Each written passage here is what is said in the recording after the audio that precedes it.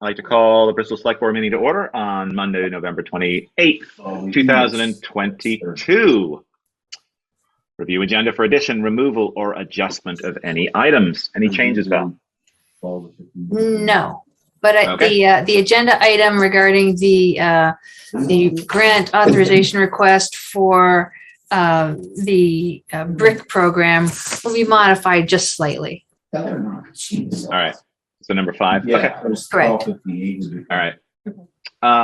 Number 2, overview of Zoom meeting operations and procedures, rules for participation. Please mute your microphones and be recognized by myself, the chair, if you wish to speak.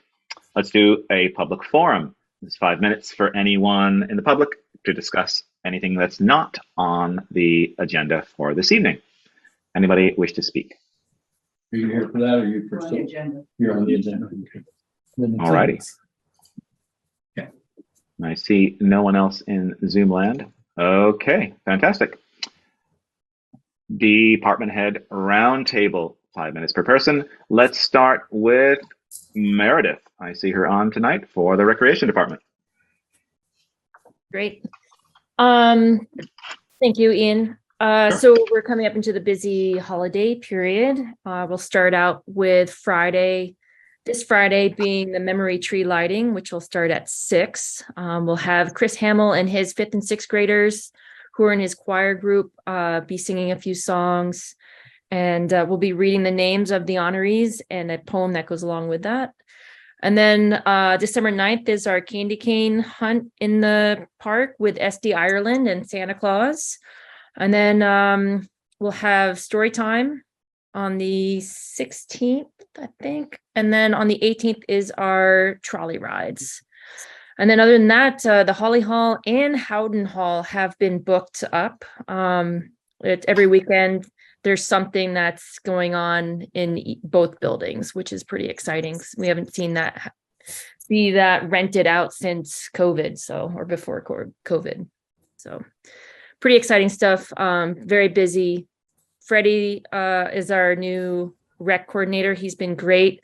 Taylor and the hub is just awesome. They've seen up to 50 kids at times after school. So the success there is happening. So yeah, Bristol Rec Department, hub, and pottery studio is just busy as if it was normal. So. Fantastic. What's going on with the clay studio? It's just the clay studio and all the programs are full. Motlock did add a Women's Wednesday, and that took right off. And we have after school pottery Tuesdays and Thursdays, and adult pottery Wednesday evenings and Thursday evenings. So pretty busy over there. Wow. That's great. I'd like to thank the rec department for doing the public swim again during break. Yeah. I took advantage of that with my kids and my wife Ray, and that was lots of fun. It was fun to be able to use the pool again after quite a long time of not being able to use that pool, or not being able to get access to it. So that was great. It seemed like it was pretty popular. We went very early, so there were fewer kids, but then when we were wrapping up our hour, it started to get pretty busy. Yeah, nobody really wanted to do the 8:15 time slot, and I mean, why would they not want to do 8:15 in the morning? One way to wake up. I'm there at 5:50 in the morning. But that was great. Well, any questions for Meredith? All right, thank you very much. Let's move on to Bruce, Police Department. Good evening. So the our new database that we've had for a few months now, we still, or at least I shouldn't say I am still learning it. A few hiccups. Trying to get it where I can generate some kind of report so I can give you a better idea of what we do each month. So for the month of October, we had 389 incidents. Our incidents involve everything that we do that requires some kind of police action. The old database, the past couple of weeks, I haven't been able to get into it, and I'm working with IT. I'm not sure what I did to get myself locked out of it, but there's a couple of animal complaints that I need to get into the old database so we can address those issues. Potentially one with a vicious dog complaint, but we keep working away at it. Hopefully within the next few months, we should know how to work the new database properly, and I'll have luck getting into the old one. Other than that, it's business as usual. Okay, thank you. Any questions for Bruce this evening? And things are now fully staffed, Yes. full department. What's the status of the new vehicle? The new vehicle, we're still waiting for the letters and a couple pieces of equipment that normally would take a week to get here. We're still waiting. But there's lights in it. And like I said, it's just buying equipment and getting things delivered now. A little bit longer than usual. Mm-hmm. Thanks. Okay. All right. Thank you very much, Bruce. Eric, Public Works Department. You're a pal. There he is. Perfect. Yeah, not much to report. I think I told you guys last time we finished up the Knox Road grant. Paperwork is almost completed to be submitted in. Trying to get the road shaped up before they freeze. Just routine maintenance now, getting things up to snuff for plowing and ready to go. So that's mainly it. How was it with the first snowfall that we had with the crew? Good. Peter and Pete both had good reviews on their training, so to speak. So now it's just a matter of waiting for the next storm, but for themselves to see how they do, and we can go from there. Okay, good. That's good to hear. All right, any questions for Eric this evening? All right, thank you very much. And let's see, Sharon is away this evening, and I don't see anyone else on. I have a report from Jill. They're not able to tune in tonight, and all right. Water Department. Yes, water. She reports that the radio upgraded will be completed Wednesday. The generator is working well with the VFD and pump 2. They should be able to get the VFD for pump 1 installed in coming weeks. The Q4 fourth quarter water read starts mid-December and will begin touchpad notices. Okay, that's great. That's good to hear about the VFD. I know that's taken a little longer than they thought. Okay, thank you for that. Mm-hmm. Let's move on. Item 6. 6? Yeah. Regular business. 1, Munsell Avenue Sidewalk Scoping Study. Discussion of the preferred alternative with Dan Malik of DuBois and King. And Dan is on this evening. Where's Dan? I'm here, There's Ian. Dan. Hello there. Thank you for joining us via Zoom.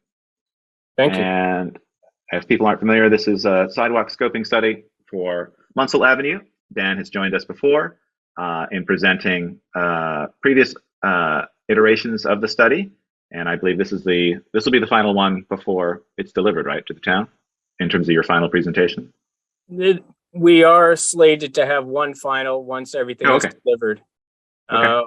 The real purpose of this is to a little more concisely, and thank you all, good evening, focus on the identification by the select board of a preferred alternative that will be explored a little further in the report than the other 4 or so alternatives that we presented to you all on September 26th.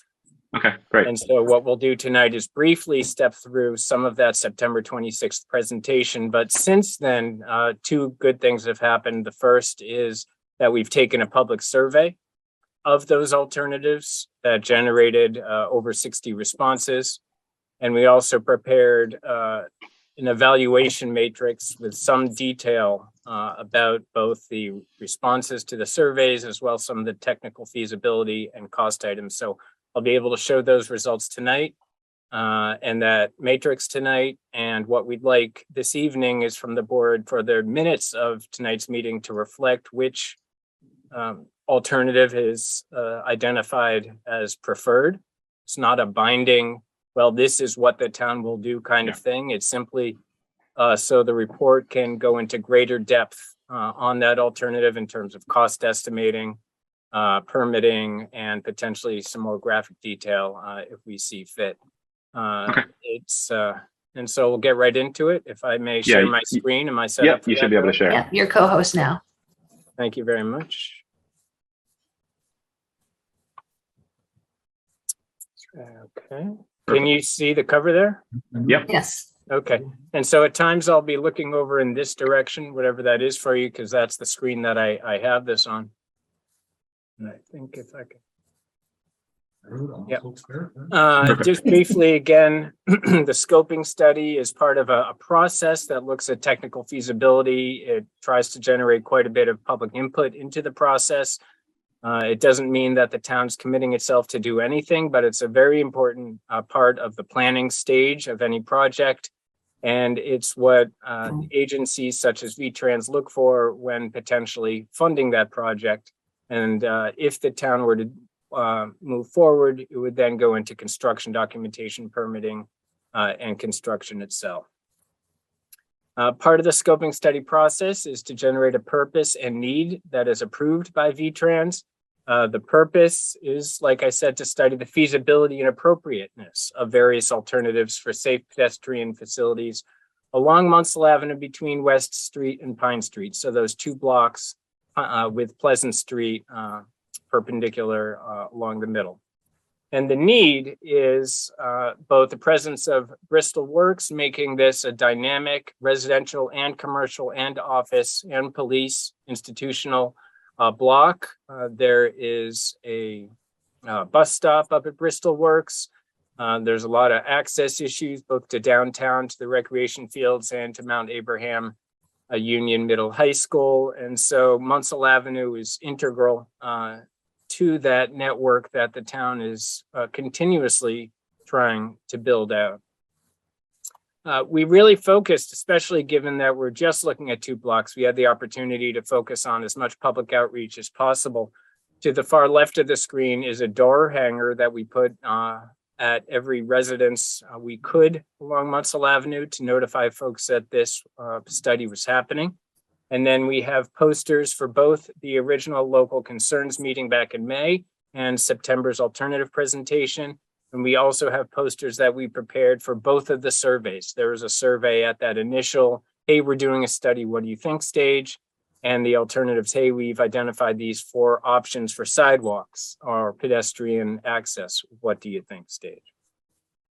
Again, Munsell Avenue, which you all know where it is, connecting west toward the bottom of the page to Pine Street at the north. And some of the items around and places and locations and destinations around Munsell Avenue.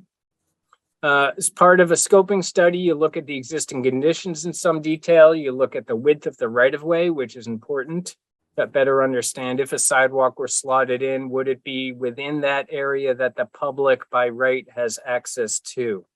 That doesn't mean this isn't property of folks and that we can't be sensitive to both the trees and the yards that might be encroached upon should a sidewalk be built.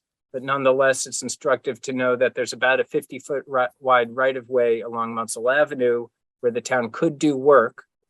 And the pavement itself, for context, is about 22 feet wide for the length of the road. We looked at access. We looked at that 80-foot plus crossing at West. And these are all sort of data points and ideas that feed into a final design and considerations. Of course, utilities. Critical, especially if and when something were to get built and designed and excavated. It's interesting that you have utility poles and hydrants on both the east and the west sides of Munsell Avenue. And you have subsurface water lines on both the east and the west sides of Munsell Avenue. And so sometimes utilities are very instructive, especially from a cost and feasibility standpoint about how to do work, perhaps less so along these 2 blocks, given that they go back and forth each side.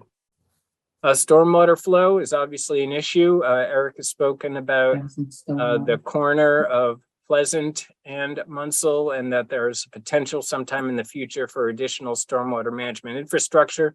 We'll note that 2 of the alternatives we've discussed have curbs.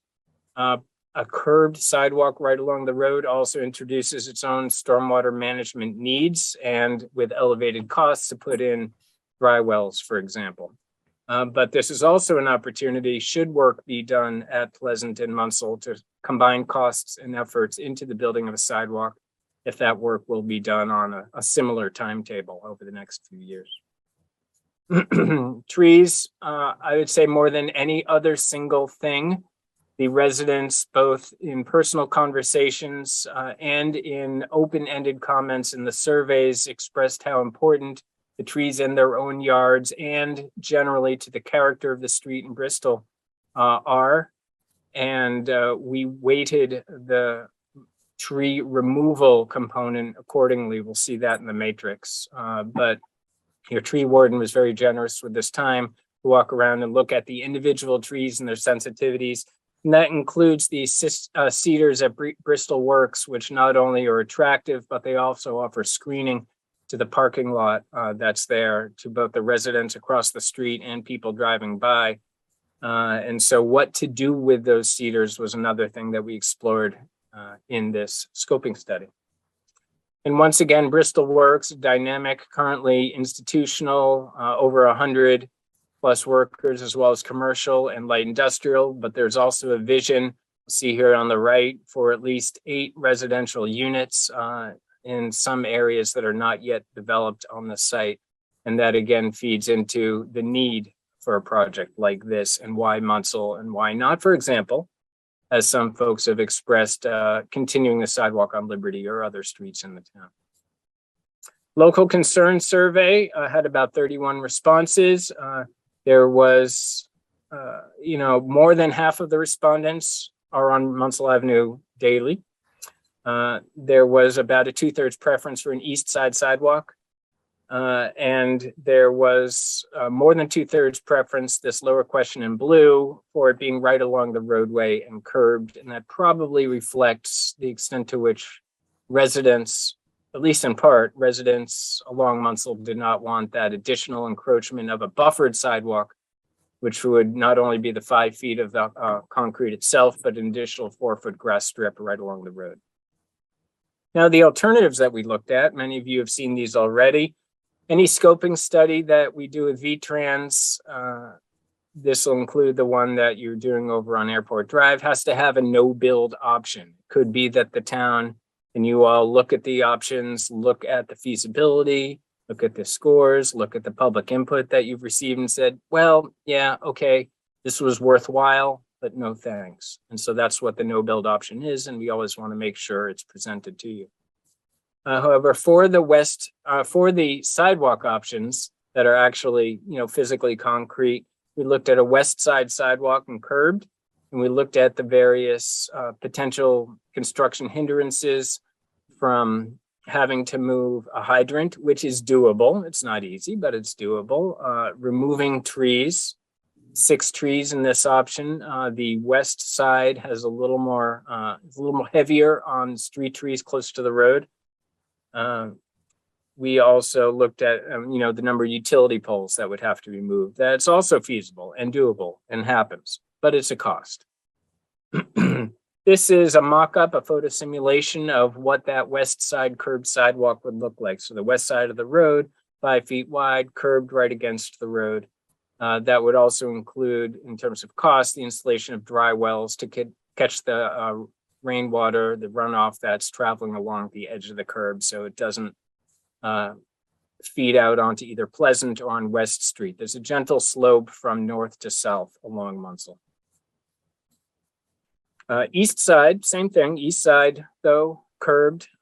There's the additional interesting opportunity to work with Thad Searle at the corner.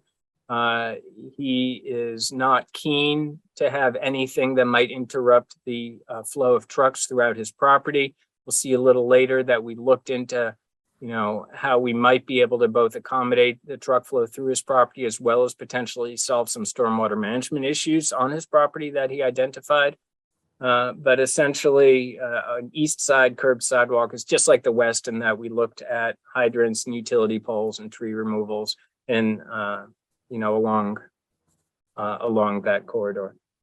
A mock-up of what the east side would look like. And we're up here at Bristol Works. East side buffered. Now, buffered sidewalk on a road like Munsell Avenue, you'll look at Maple, Liberty, Elm, what have you. Most of the sidewalks that the town has constructed along village streets such as this are buffered sidewalks. Sometimes it's 4 feet, sometimes it's 2, sometimes it's 5. It really depends. What a buffered sidewalk allows is slightly lower cost because you're not building the curb, you're not putting in the dry wells. You also allow for the continuation of on-street parking. And that's another thing that was expressed by some residents as a concern that overflow parking from their driveways would be cut off. However, we're still looking at the same issues in terms of moving utility poles and hydrants, somewhat more so because we're that much further. We're 9 feet instead of 5 feet further into the properties. And we're also looking up at Bristol Works, a very heavy prune of those cedars. We have a little more of that moving forward, but here's a mock-up of what that buffered sidewalk would look like. We're here down at Thad's. We had one of our transportation engineers take a 22.5-foot Hino truck, which is approximately the wheelbase and overall length of a tow truck that might service Thad's, and had it run around every which way about 7 or 8 different directions through the property. And we also noticed that the curb, now there's a faint black line that perhaps you can see along here on the Thad side there where it meets west, is much broader than the curb over on the west side here. And so that faint black line actually presents some additional opportunities to give Thad all the space that he has to park vehicles temporarily as he does on this corner and along the side, not impede traffic. And in the final report to you, we'll have an updated version of this diagram, potentially showing how we could both have this curb to be more normative, as well as put in rain garden type curb structures and a flush sidewalk. That's something that emphasized, that if there were to be a sidewalk, along the edge of his property, that flush would be acceptable, either painted or flush. But what he did not want is any additional curbing blocking off this central area. And while this project is focused on pedestrian safety, it's a pedestrian safety primarily scoping study primarily. Thad's business is important. The service that he provides is essential. You know how busy he is.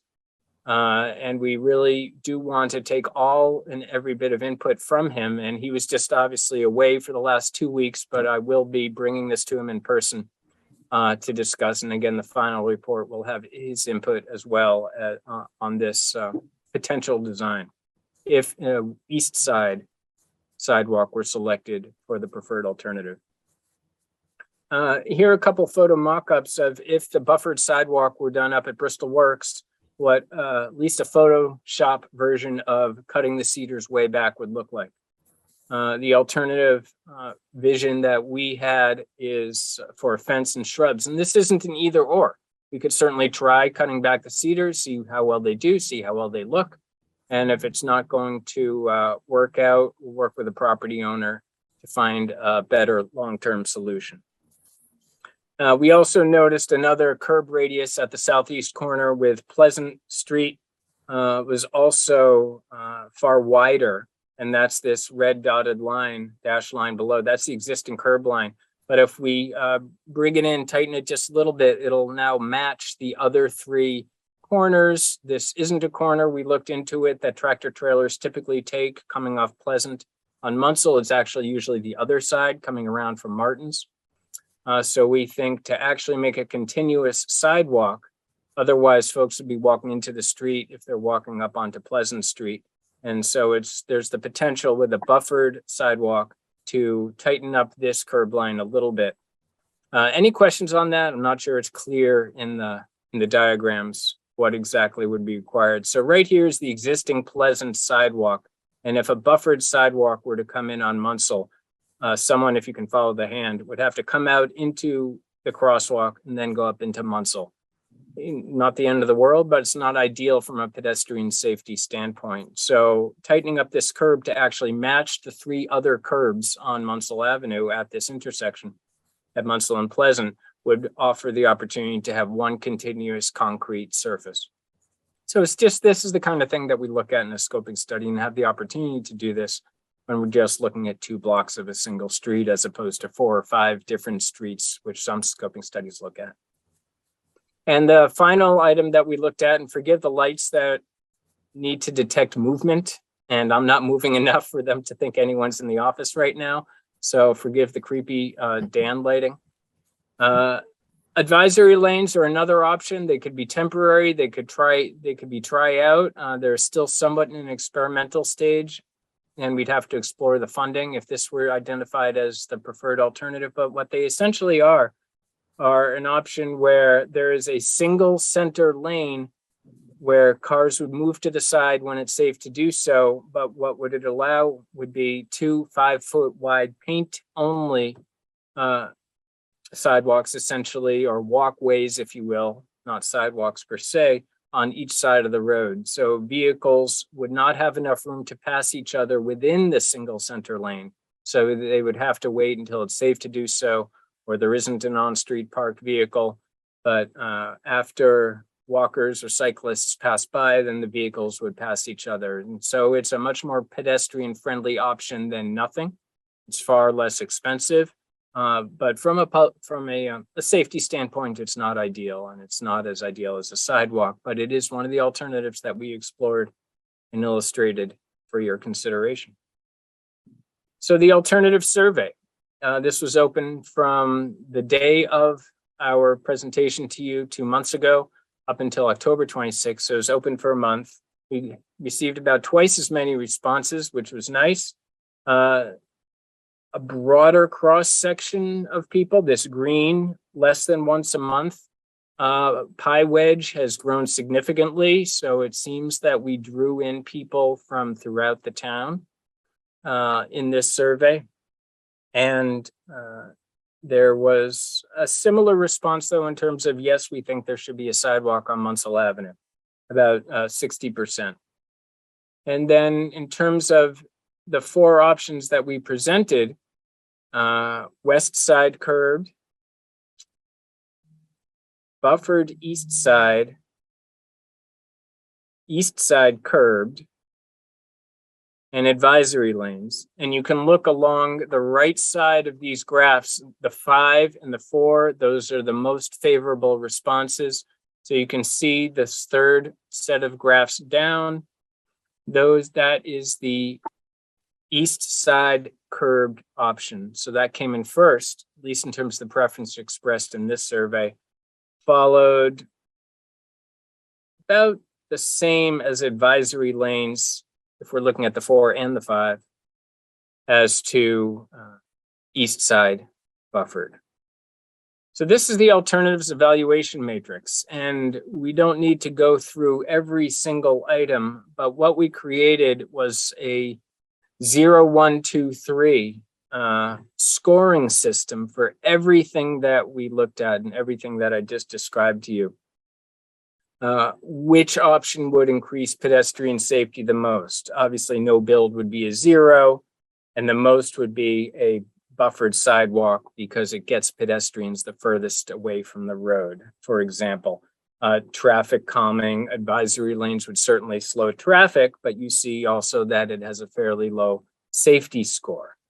Property impact scores looked at, how much will the sidewalk go into a property, 9 feet versus 5 feet, for example, and the number of properties that would be impacted on either the west side or the east side.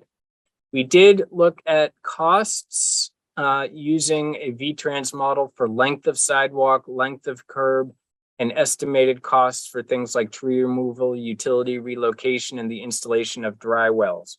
And so the most expensive option for all of those reasons would be the curbed sidewalk on the west, followed closely by a curbed sidewalk on the east, then or a curbed sidewalk on the west, rather.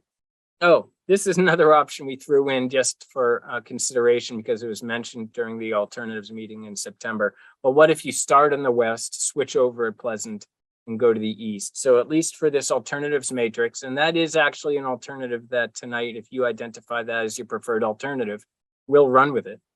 So that's still out there. We just hadn't done any of the drawings for it. Obviously a buffered sidewalk because it doesn't have the curbs or the stormwater infrastructure is sort of a mid-range cost, still significant.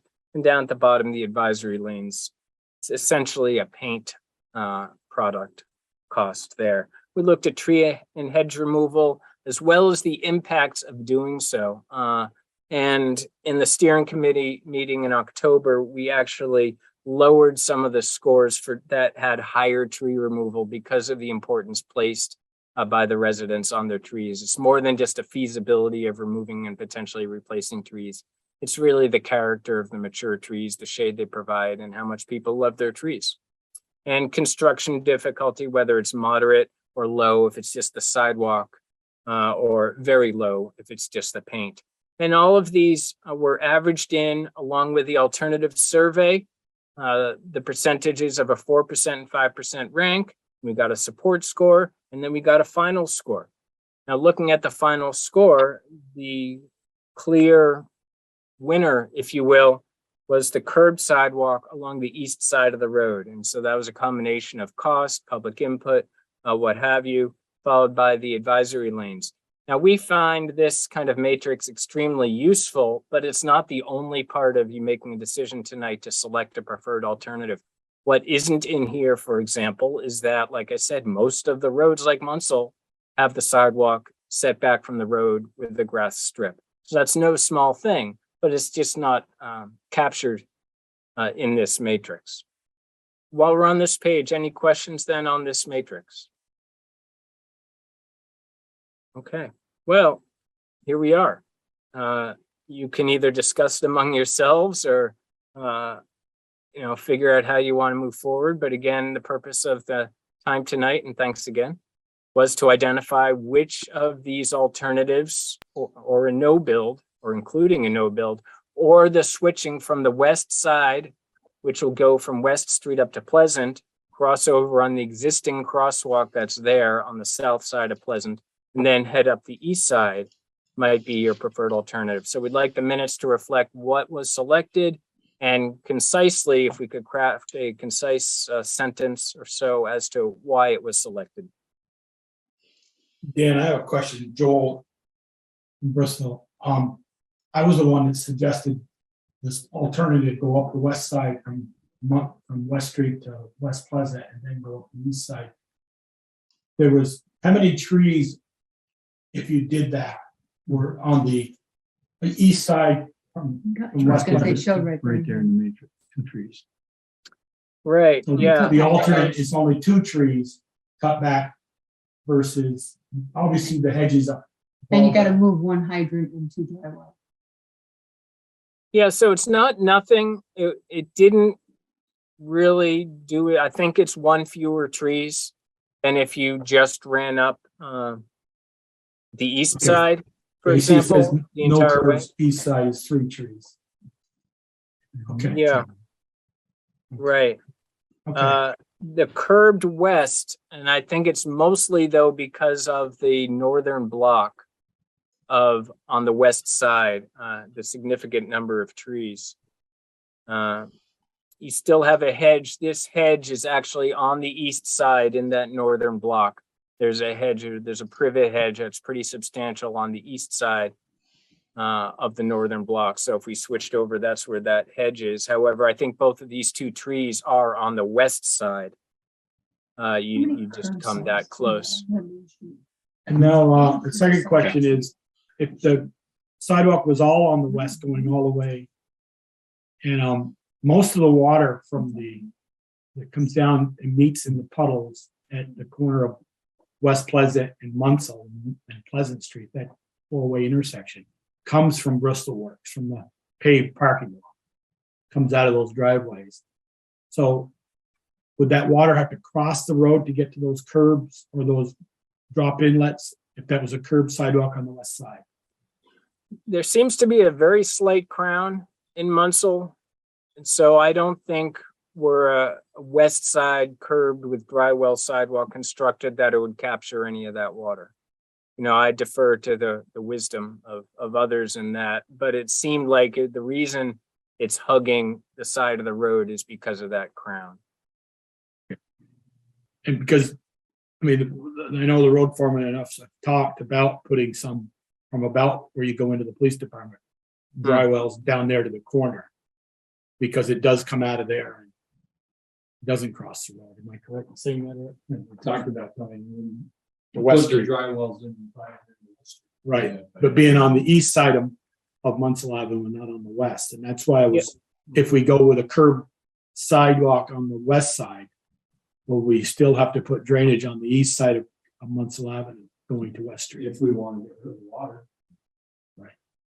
Yeah, unless you regraded the street, and then we're looking also now, there's an underlay on this image of topography, and this is from the Agency of Natural Resources Atlas, and it's as precise as it can be given that context. You also see, let's say, a contour line that's moving like this indicates there's actually a slight slope from west to east, and so if there's not a crown, then there's a slope from west to east. So either way, unless the road were completely regraded, you wouldn't be capturing east side stormwater flow on the west side of the street.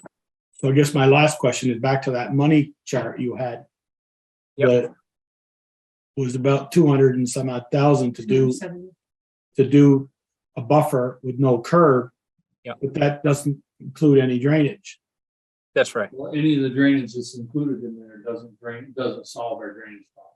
No, but is the 430, the ones with a curb on the east side, does that include drainage or no? Yeah, I think that could be designed. What that includes is one dry well per 100 feet. And so along the 1,200, 1,400 feet of new sidewalk construction, I think that could be designed well enough to capture that stormwater very well at 1 per 100. $160,000 difference. No, I'm just saying Okay. that 1,400, if it's 1,400 feet, Yeah. you're gonna have 14 dry wells. Also, Dan, if I'm thinking about this correctly, and I think we talked about this in our last meeting, if on the west side, we'd also have to replace two or move two hydrants, correct? There's one at the corner on North Street and then the one at the corner by West Pleasant. Yeah, at your property. I think that one up at West Pleasant is far enough away from the corner to not require shifting. Obviously, it's significant excavation to get down there and add pipe and move it back in a way that, is still tight and usable by emergency services. But I think on the west side, we just have it as a single hydrant, and it's that one down close to west by the fence there. Yeah. Okay.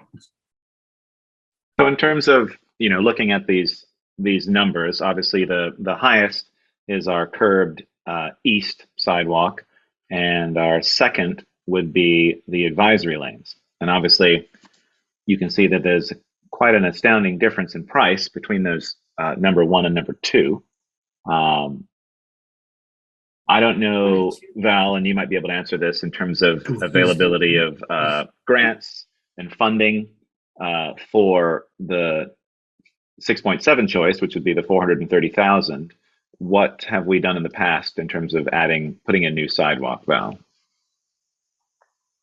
With the fact that we've had this scoping study done will increase any projects or the project's competitiveness in grant application through the V-Trans Bike Ped program and perhaps other accessibility and there are other programs that would support sidewalks, either in combination with other grants, depending on the timing. I do believe there would be reasonable grant funding available for completing this project of any of the elements, any of the choices. Okay. So that's positive. The only new sidewalk we've ever done is from on the south side of Pleasant Street from Munsell to Liberty, and that was a Safe Routes to School grant. Other than that, we have not put in any new sidewalk. All we've done is replaced old sidewalk. I did two major sidewalk projects while in Waitsfield. Major sidewalk projects. I mean, in town right now, we have two curb sidewalks, the ones on Main Street and the ones in front of the elementary school. And then and then everything else, even after those elementary school, it's got green space in between. Mhm. You know, it's the, buffered no curb. And one of the concerns was parking, on-street parking. If we put the curb sidewalk, there's no on-street parking there. Right. Right. And that's why people didn't like that idea.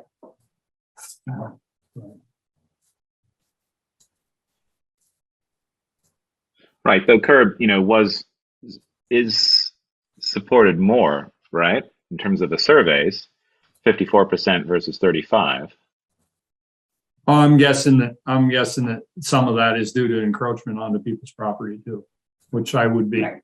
if. Right. So right. It's more of your property that is changing versus the ability to park there. So, yeah. I mean, obviously number 5 lets us experiment with something that we had been previously talking about on Pine Street. It's the least expensive, but it doesn't solve our drainage or water issues. It also doesn't allow us to improve on any of the safety on that street, especially the curb by Pleasant and Munsell, sort of fixing that radius, as well as fixing potential safety issues at Thad's as well. I like that idea, and I know that his preference is buffered, and that seems to work more. But I feel that the picture that you displayed, Dan, in terms of the improving that area, could that also be? Is that able to be curbed in any way? This is the no curb version, but it seems like you could do a curbed version that would still at least curbed up to where you might cross the longest area of his driveway.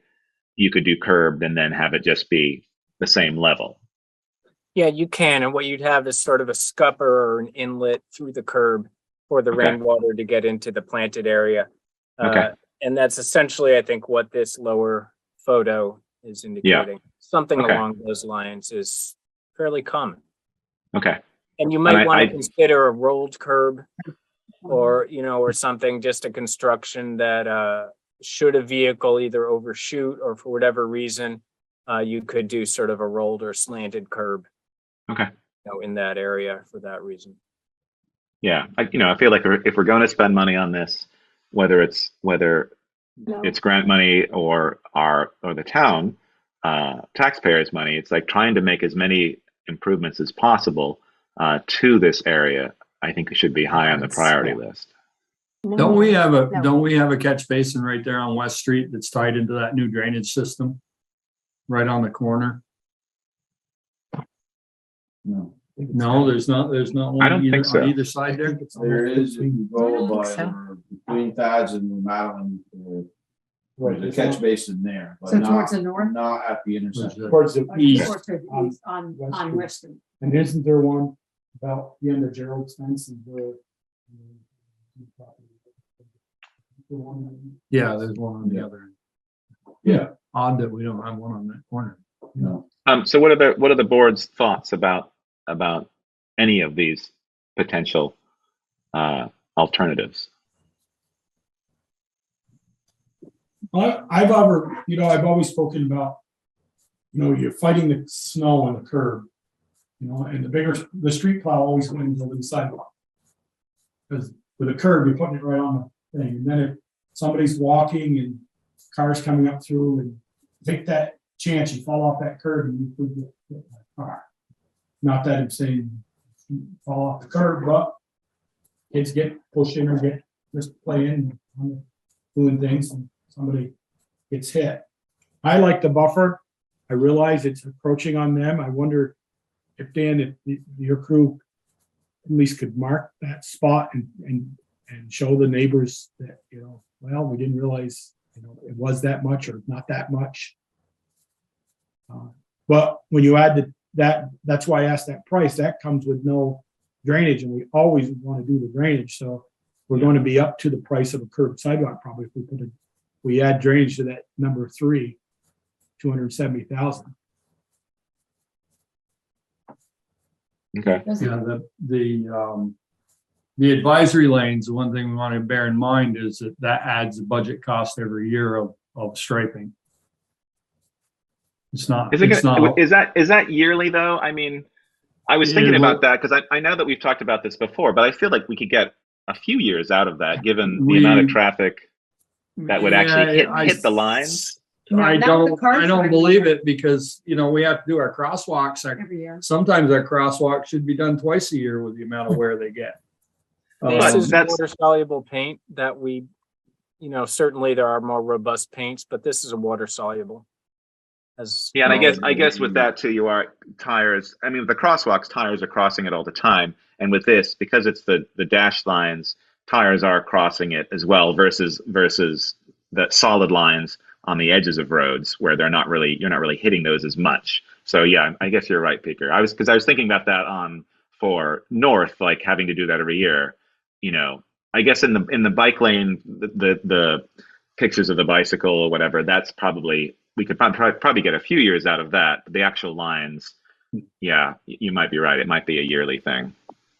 I mean, it's a consideration. That doesn't mean that we don't have to maintain the sidewalks too, you know. There's going to be more salt or sand and more time plowing and eventually replacement. Yeah. Mhm. Yeah. Val, you had a question? Yeah.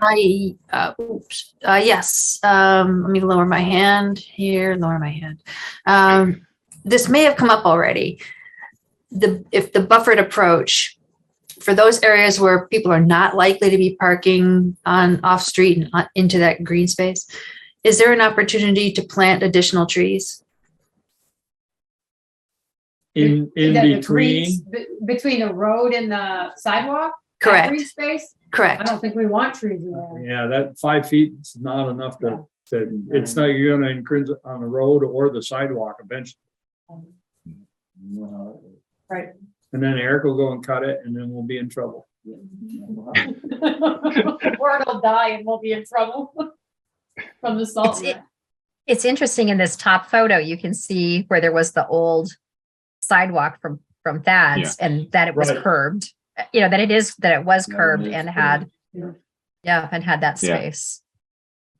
You know, I like the green space for a couple of reasons, partly because that's what everywhere else in the town is. I just think it would be the same. But like Ian, I like the curbed area by Thad's. You know, I like that little water garden and trying to I do there, yes. To, you know, change that intersection to make it a little bit safer and better. But I think whatever we do, we have to deal with the stormwater. Yeah. And the fact, I mean, part of this too is like, yes, the even though we have a lot of green space area, I mean, that's the majority of our sidewalks. As Peter said, we haven't put a lot of new sidewalk in for a long, long time. And so I think we have to be very mindful of residents and how much something of the buffered, how much is taken up on people's properties. I think we need to be very mindful of that. You know, it's not like we're constantly doing this and we're sort of fighting that battle. This is a new thing, you know, if we decide to go ahead with this. So I think we do really need to think about that and be very aware. And so the curb obviously saves us and residents a lot of potential struggle with putting the sidewalk in. And I don't mind that we only have a few that are curbed. I think that solution seems fine. I think we could easily adapt to that on it. And that option does seem to get us the most out of the project, especially if we could sort of adapt it for around Thad's and fixing the area by Pleasant and Munsell. It's obviously just the cost is one of the highest. But yeah, you can fix all that either way. I mean, I would assume that coming off of West Street, that first part of Thad's would be curbed anyway, regardless of what we do. Yes. And then from there, whatever we decide. am I assuming that even with the green space, we're still within our right of way? Yes. So it's not like, I mean, I understand we're encroaching Ian, but it's not like we're saying, okay, we're spreading our right of way out farther than it already is. Well, there was always a sidewalk from west to Pleasant. And there's remnants of it there in a lot of places. It's either been grown over or tore out by the residents. And, you know, it was just a case of it probably wasn't a high priority. And the people that lived there didn't complain about it. So when it got bad, instead of replacing it, they grassed over it and away they went.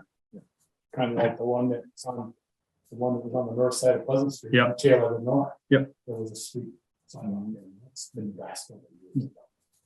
I mean, we do have with the buffered, you're obviously moving more utility poles and you're removing more trees. You have that heavy pruning over at Bristol Works.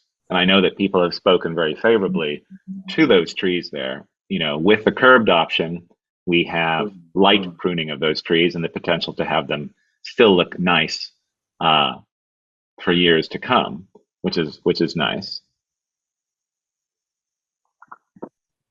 I do think that west side versus the east seems to be a fairly simple decision, and I would go west. No, east. Sorry. Whoopsie. The one that's on display right now, east. Yes.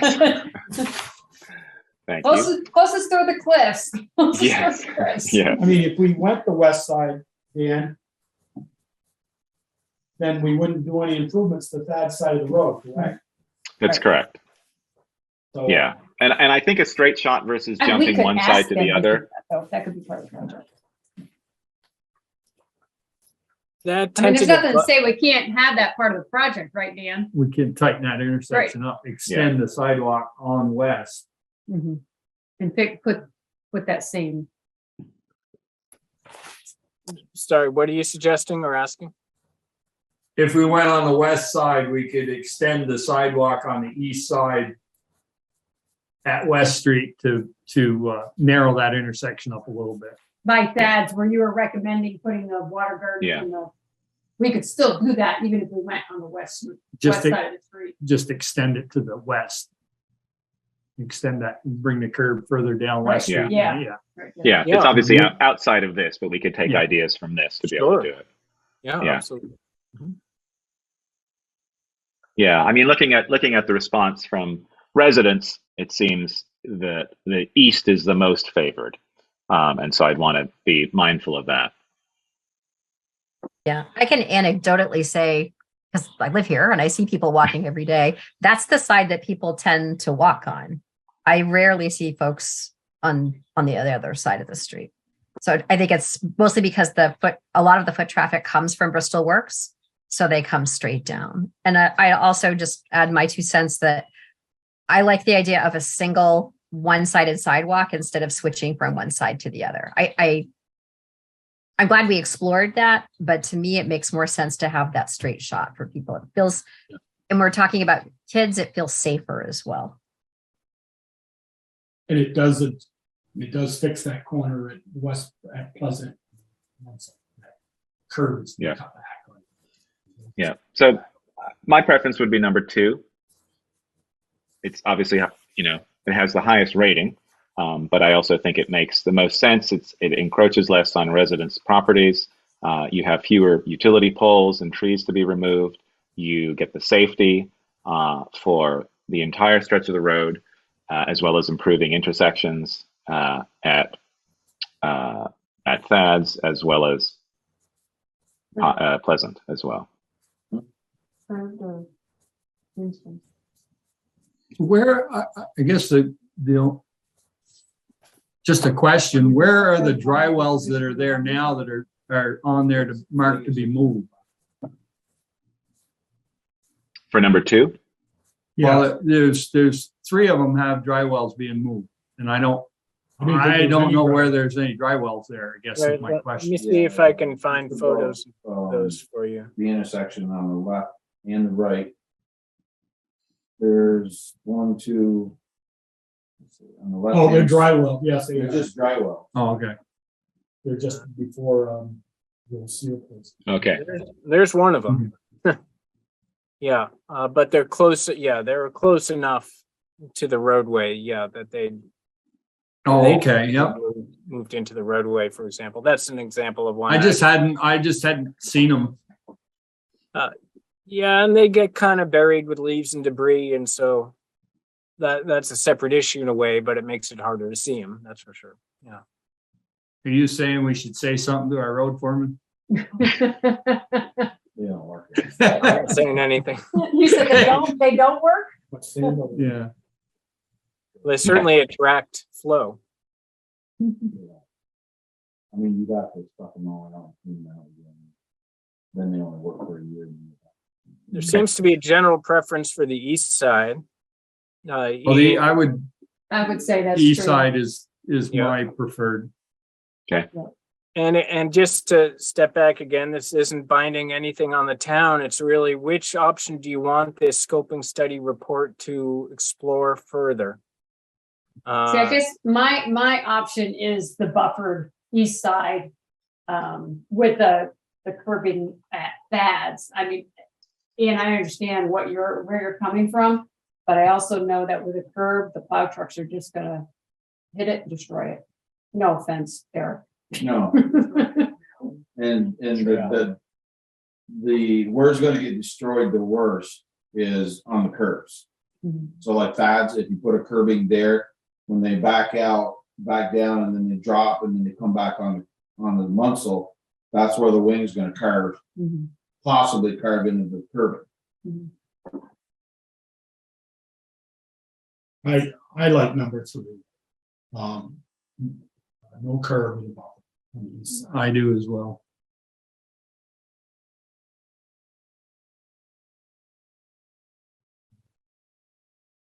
I've recorded 1 upvote for the curbed and 3 upvotes for the buffered. Come on, Darla. No, I think, Well- wait, so what was Speaker and Joel? Was yours number 2 They or were the number? buffered. Buffer. Okay, buffer, okay. I heard curb.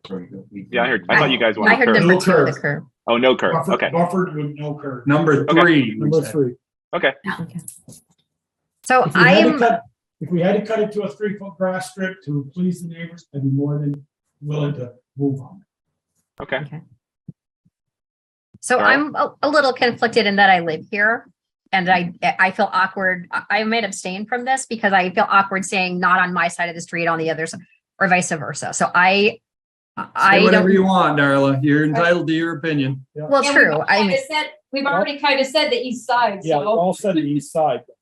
so I mean, like I said, that is where I see people naturally walking. So if you're looking for my opinion, I think that's the most natural place to go. As far as I'm thinking of my neighbor across the street that has that big fence, putting it, having the sidewalk with a buffer is really going to push that back. He also has a pergola in that corner of the yard. So that's going to be a lot of change for him. Again, I understand what you're saying, about it. That is the right of way. I don't quite remember when that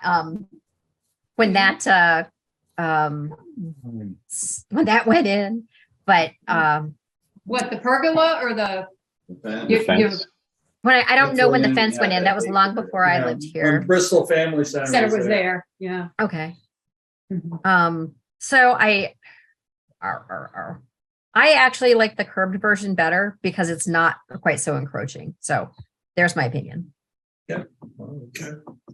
And Darrell, that was the one that brought up the west side and then switch over. And the only reason was because it was less, I walked that street a while back before the September meeting and there was less movement between West Street and Munsell Avenue to your corner on the west side. And then there was less movement of You mean the Construct- trees?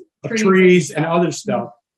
And then move across and go up to Bristol Works. There was only 2 houses on that side versus all the ones on the west side from Munsell up to Pond. That was the only reason I thought we could switch and be No, less destructive to the neighborhood. Yeah, and I understand that, and I appreciate that. So I have Ian and Darla for the curb sidewalk, number 2, and Peaker for number 3. What am I missing? Joel and I are both number 3 as well. Awesome. Okay. And Joel mentioned a potential instead of 4-foot buffer, 3-foot, to use slightly less of our right of way there. And I don't know with that, Joel, with that fence that's right there, looking at that picture, does that fence need to move then? Probably does. We'd have to move it anyway. They'd end up with a new fence out of the deal. Right. Okay. And it's not, I'm guessing it's not gonna be a lot. Okay. All right. Well, And obviously, if we decide Yeah. to go ahead with this, we'd want to reach out to residents and sort of discuss this. And I'm sure, hopefully, all residents know about this. Obviously, we've tried to do as much outreach as possible, and we would do the same if we decided to go in a particular direction with this. Yeah, and 3 feet up at those big cedars at Bristol Works may help not chopping them completely down and, Yeah. So is that what you'd like us? Dan, you don't have the tops cut in the Photoshop, the one you have just pruned it where people are gonna walk. Yeah. You're not like taking the whole thing all the way up. No, not all the way up. I tried to Yeah. keep a little overhead. It's Right. a little clunky looking, and you may decide once you do it or see how it grows or doesn't over a few years that it's not working aesthetically or functionally or botanically. Well, I think with the amount of, another issue that I find with the amount of traffic going in and out of Bristol Works, we've never had a problem there, but anytime I've come out of there, I've had to have my vehicle in the road before I could see because of those trees. I don't think, trimming them is from a safety point of coming out of that parking lot is a good That's interesting. thing. Yeah. And I won't put words in Kevin's mouth, but I think at the September meeting, he wasn't opposed to a fence. Right. No, it wasn't. Yeah, I was just gonna say that, Joel. Kevin was open to doing basically whatever needed to get done, really, but he was very open to having those trimmed back. And Ian, remind me, I think he said they'd done that a while back, right? Because it was Yes. sort of, yeah. Yeah. As they were growing, they had done some trimming. This would obviously be much more extreme by putting this in, but I think he was amenable to the trees being heavily trimmed or even being removed if that's what was what people wanted.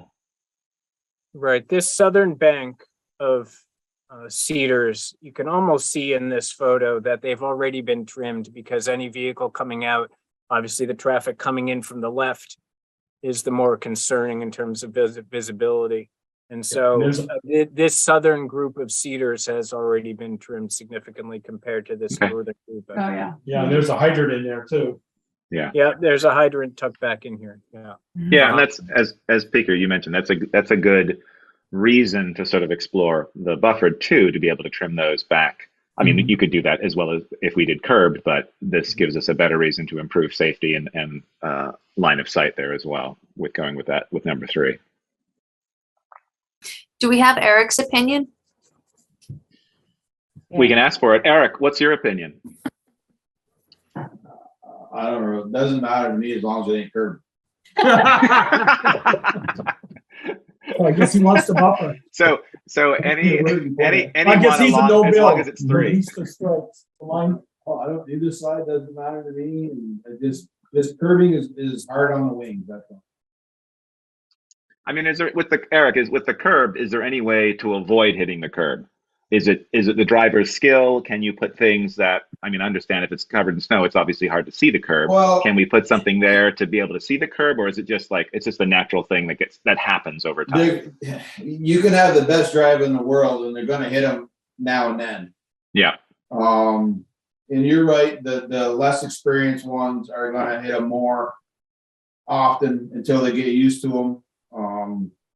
It's just the main thing is when you make the corners coming on, the straightaways on them are fairly easy. You can just pick a line of sight and you can go and usually you're good. It's when you pull on to them or you come off and cut around is where you normally get the curving. Okay. So it's just basically on the entrances. Okay. I mean, looking at this, let's say we go with number 3 buffered and we decide to do that. That obviously saves us a good amount of money, which is always nice.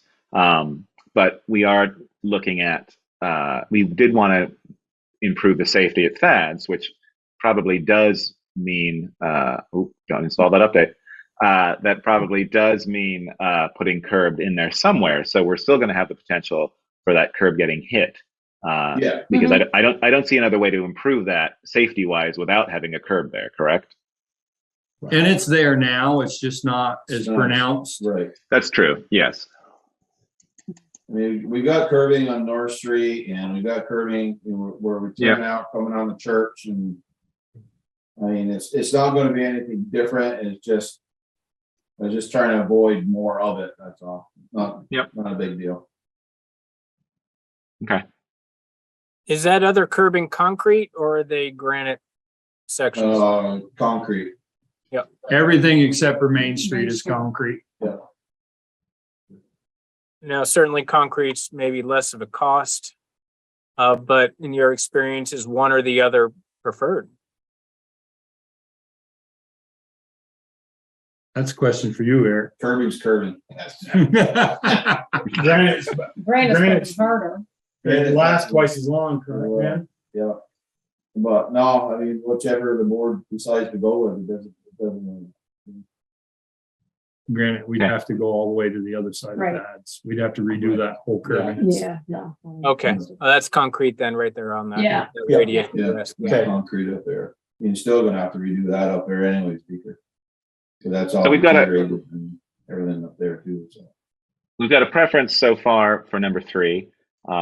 Taking the road foreman's consideration too in terms of curbing, that would be a 4th in terms of at this meeting. So Joel suggested that maybe we reduce the buffer a little bit. I'm curious if that's going to affect our vegetation impact score and utility impact score.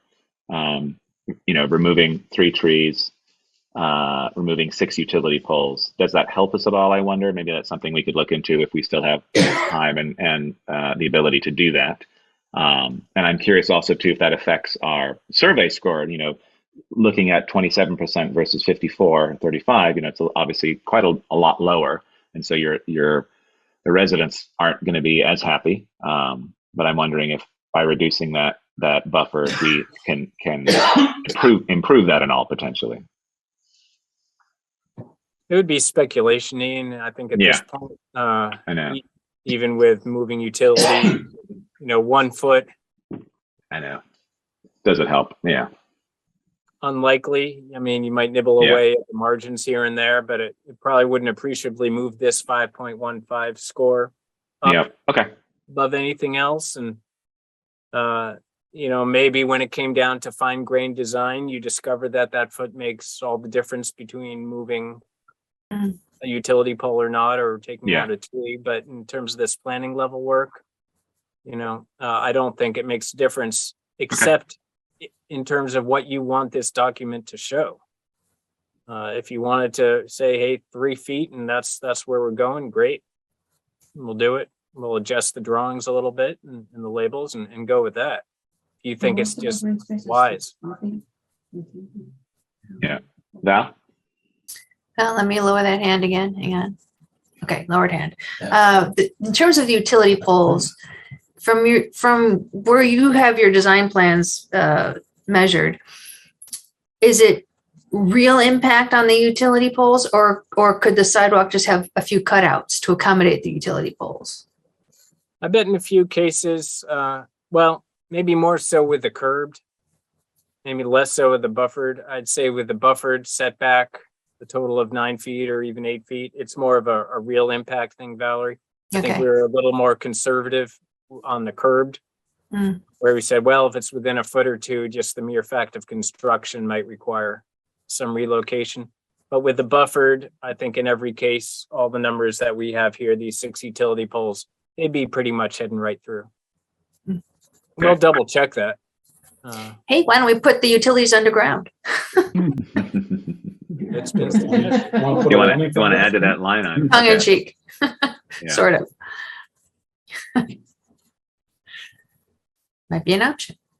Okay, so it seems like we have a selection of a buffered east side sidewalk. Just the final item, do you want us to document a 3 foot offset or a 4 foot offset since it's come up? I would say the 4 foot, and we could I'd always like to change. stay at 4 if we could. But, I said the 3, I could live with if we didn't have to move as many utilities. Now, maybe to please the neighbors, here again, we always want to take their needs, and is if we have to move those 6 utilities and we kept it to 4 feet, could they possibly put the utility poles in the green space and get them not, so they're not on the inside of the sidewalk, so disturbing them is more? Could we put those 6 utility poles in that 4 foot green space? Right now, they're probably no more than 5 feet off the edge of the road now, 4 or 5 feet off the edge now. Yeah, we see that a lot. Yep. And on-street parking. You definitely want them centered in that space, so. Right. So the sidewalk plow and the street plow. Aren't Hit it. hitting them, correct? Yeah, all the more reason then to stick with the 4, if that's an Yeah. option. And some of And if these, you have a Yeah, picture there, yeah. you might be able to see one of them. You have a picture of Yeah. that west side. Mhm. Yeah, okay. west side. And Val mentioned there on-street parking, that that you lose that ability, but I don't see a lot of on-street parking Right. in that way on Munsell. Mhm. Either in that first stretch past Thad's or across Pleasant, and then the next stretch. It doesn't happen on a daily basis, but I would say like weekends when people are having, Okay. a family get together, that kind of Yep. thing, that overflow. I mean, I could, Okay. happens in my house. I can tell you that. Right.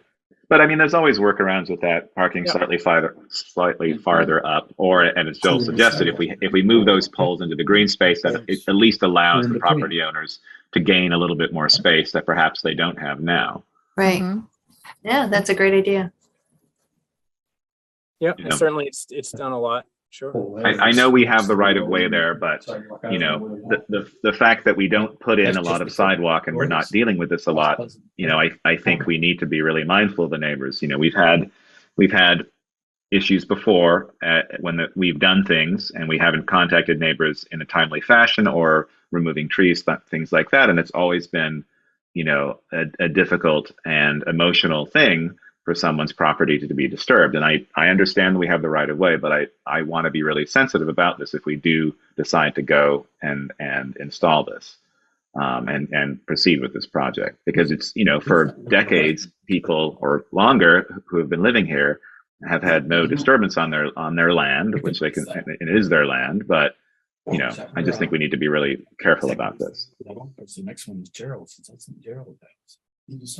Okay. Well, this has been terrific, Dan. Thank you and your team very much. So do we want to have Dan put in what he's working on is the curbing that he suggested down at Thad's, right?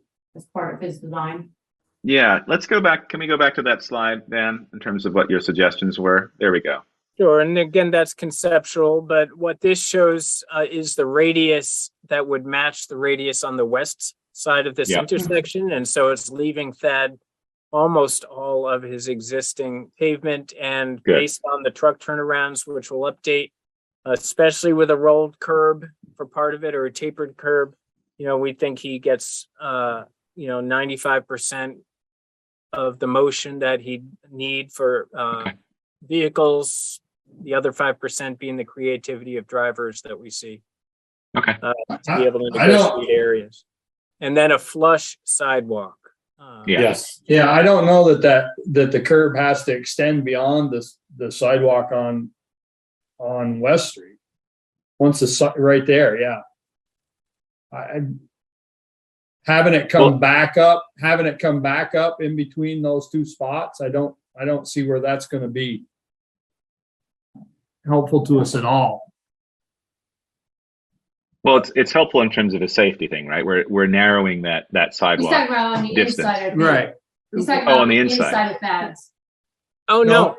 No, he's talking from the curb, between the little green space between West Street and the curb.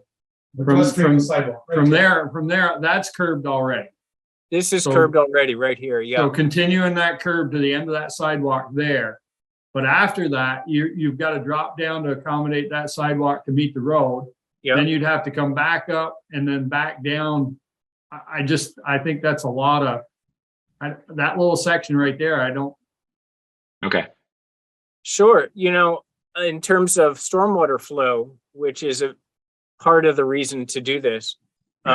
It's this upstream one to the north that's going to do the bulk of that kind of work.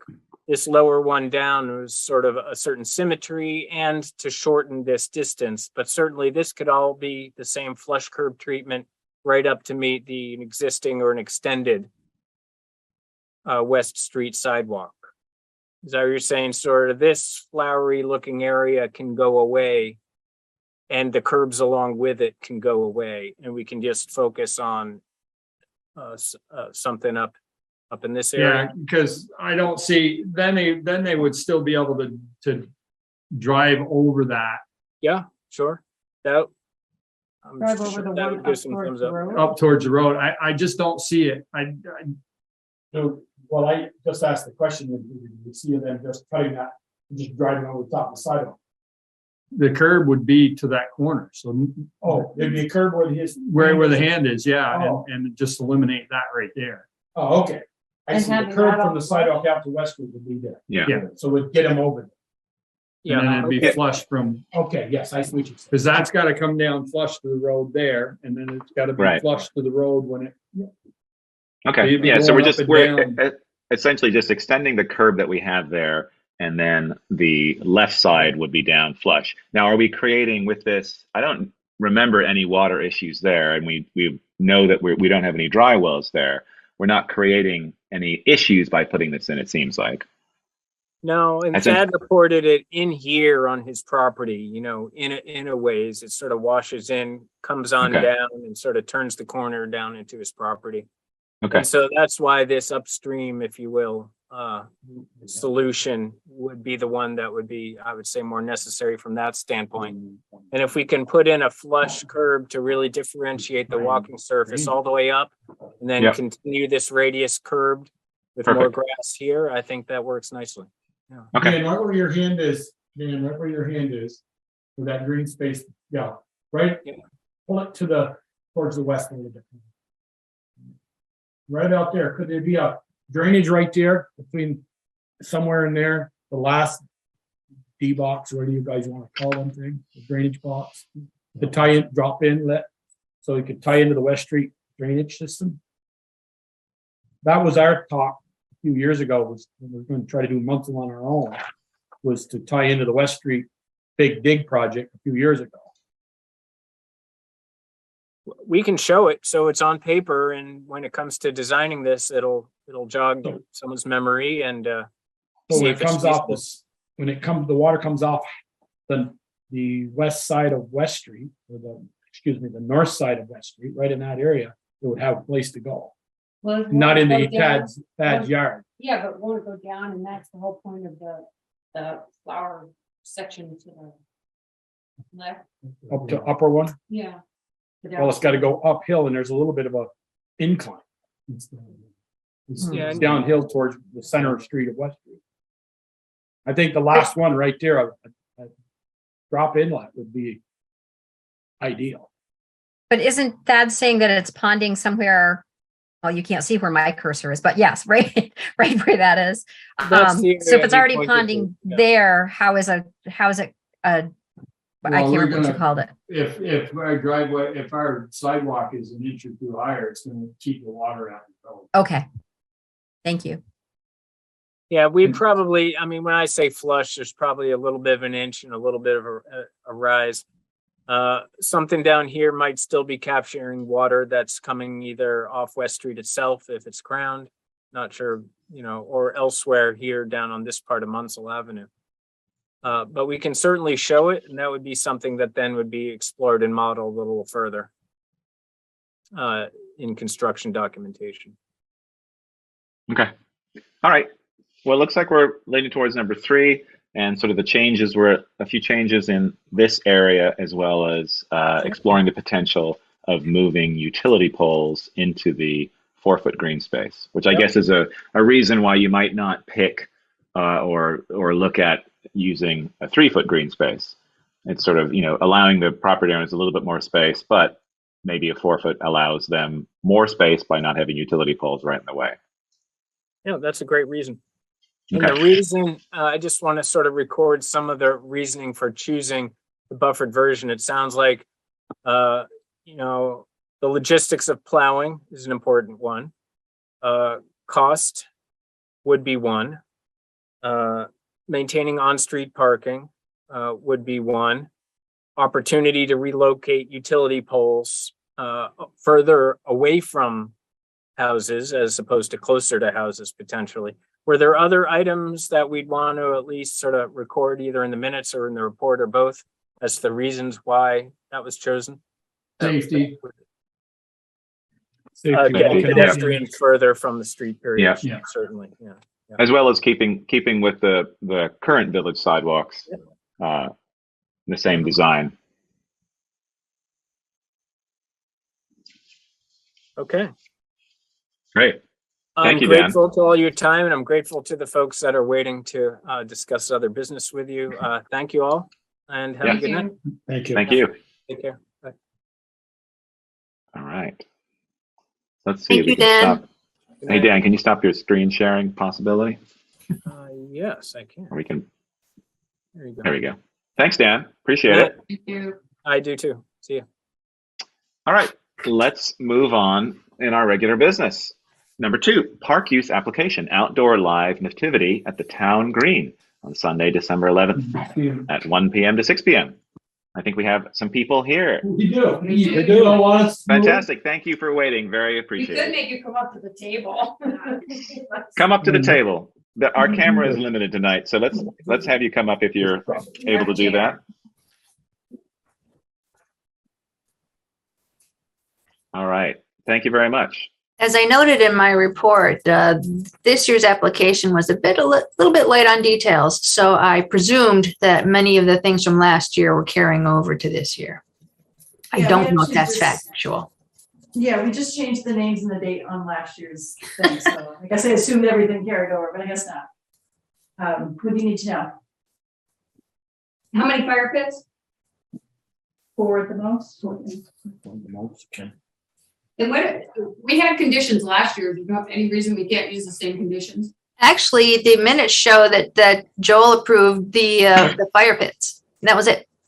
I thought they No told us they were conditions. gonna have a fire extinguisher on hand.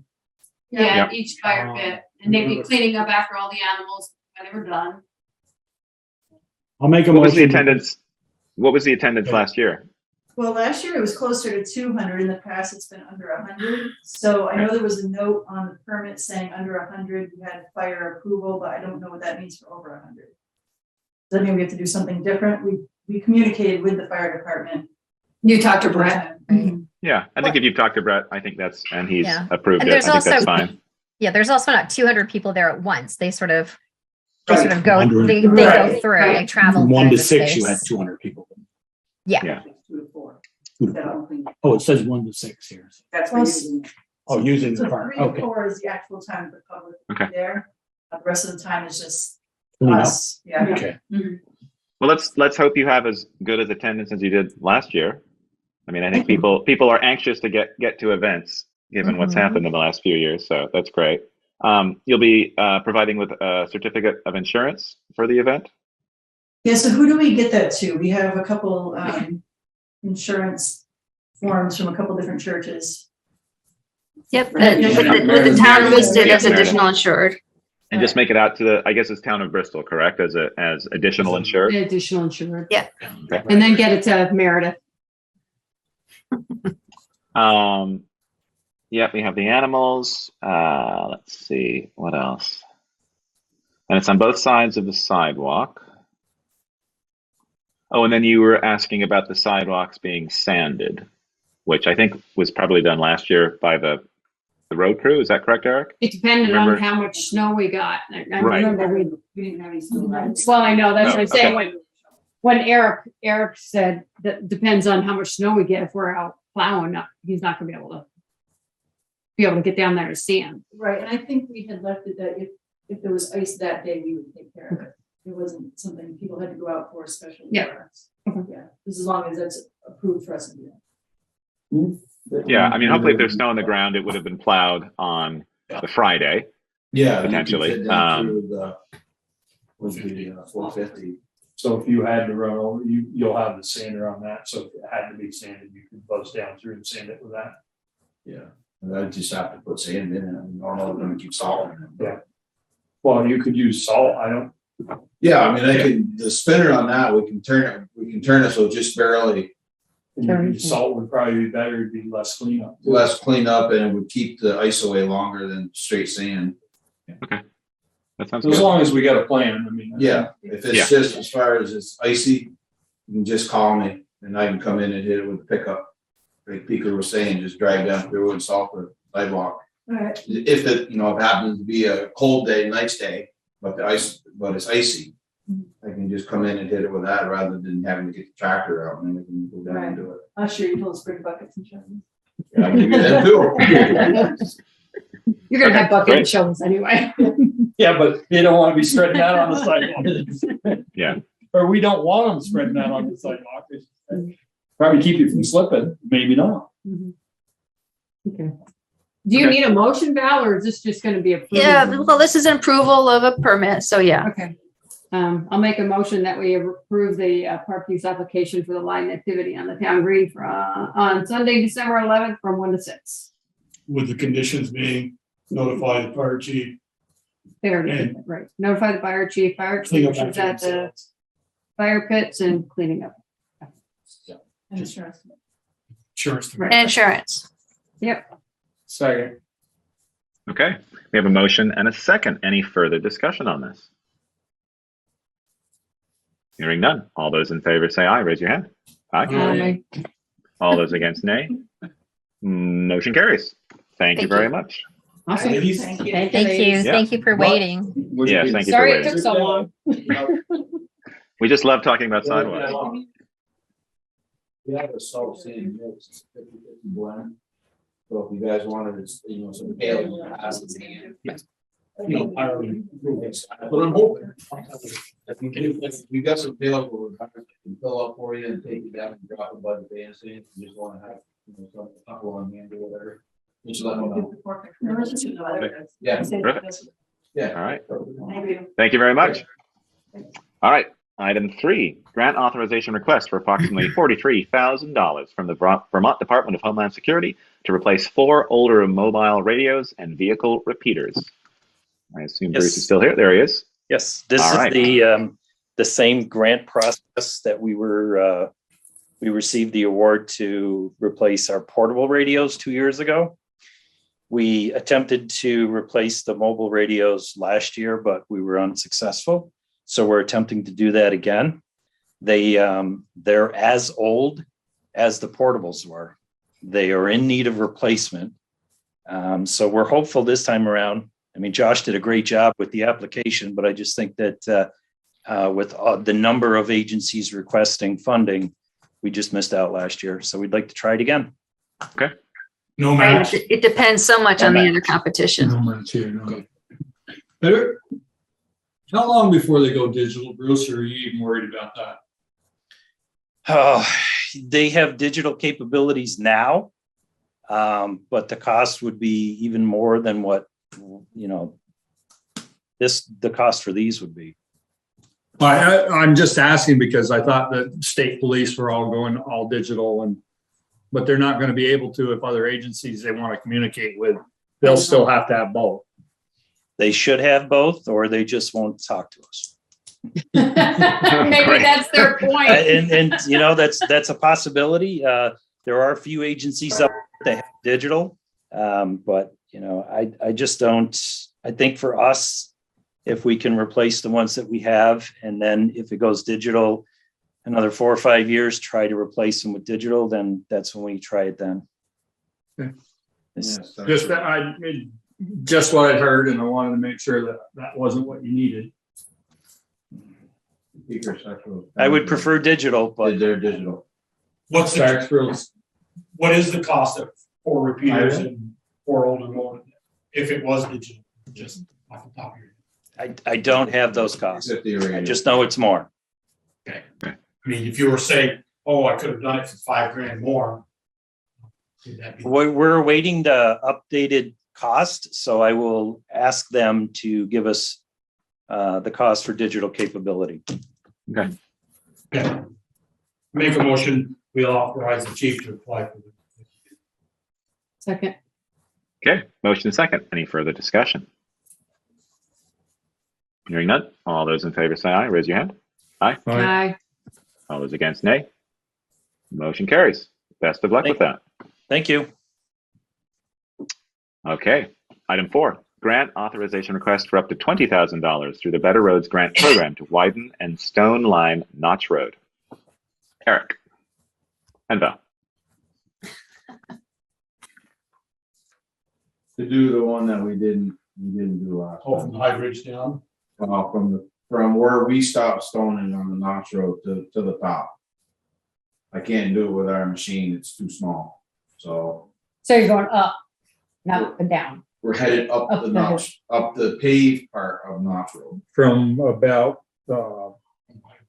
no, From Allen Rathburn's road. Oh, from there, okay. yeah, from, what's his name? Jimmy Schroeder's. Schroeder's, okay. From Schroeder's, Fred Schroeder's up around the Okay. corner. Yeah, when I think of the Notch Road, I think of beyond that. You're I'm thinking of the thinking upper notch. Yeah. Yeah. And I was just thinking. I was thinking- And I gotta get updated estimates. Josh, I called him. He's just gonna update what he gave us last time. Steven, I talked to him. He's gonna go actually look at it again and get me one, and then I just hand them the mic. And he'll submit it. I'm just gonna use the same pictures and stuff that we had before. Make a motion, we authorize for 20,000 through the Better Roads. Second. Okay, motion and second. Further discussion? Hearing none. All those in favor say aye. Raise your hand. Right. Aye. All those against, nay.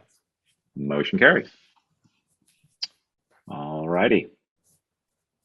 Item 5, grant authorization request for funds through the Better Resilient Infrastructure and Communities Program, BRIC, to update Bristol's hazard mitigation plan.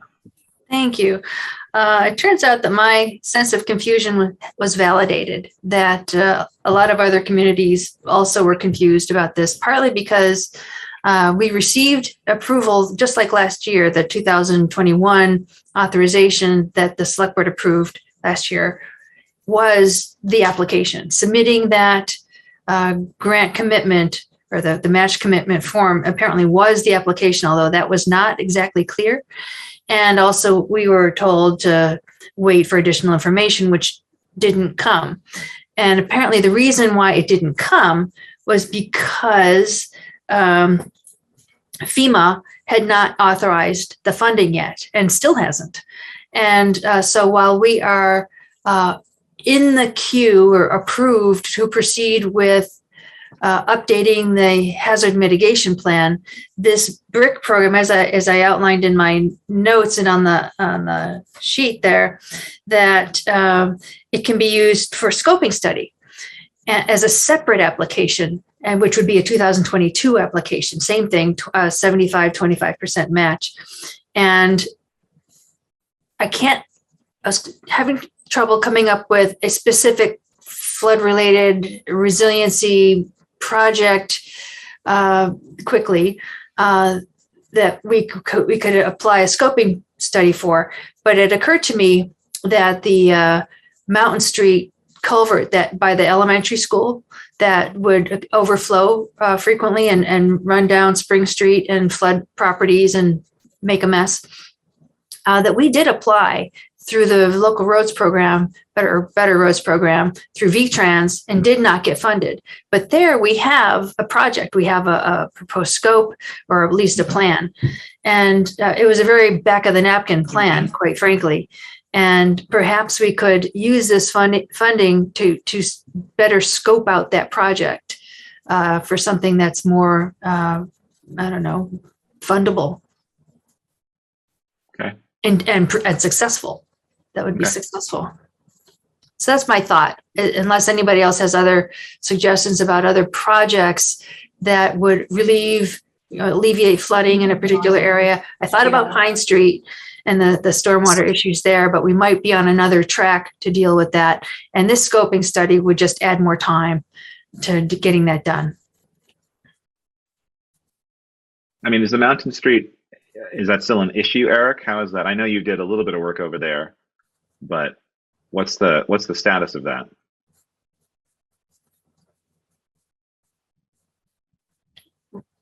Well, fortunately, we haven't had any major rains that tested it.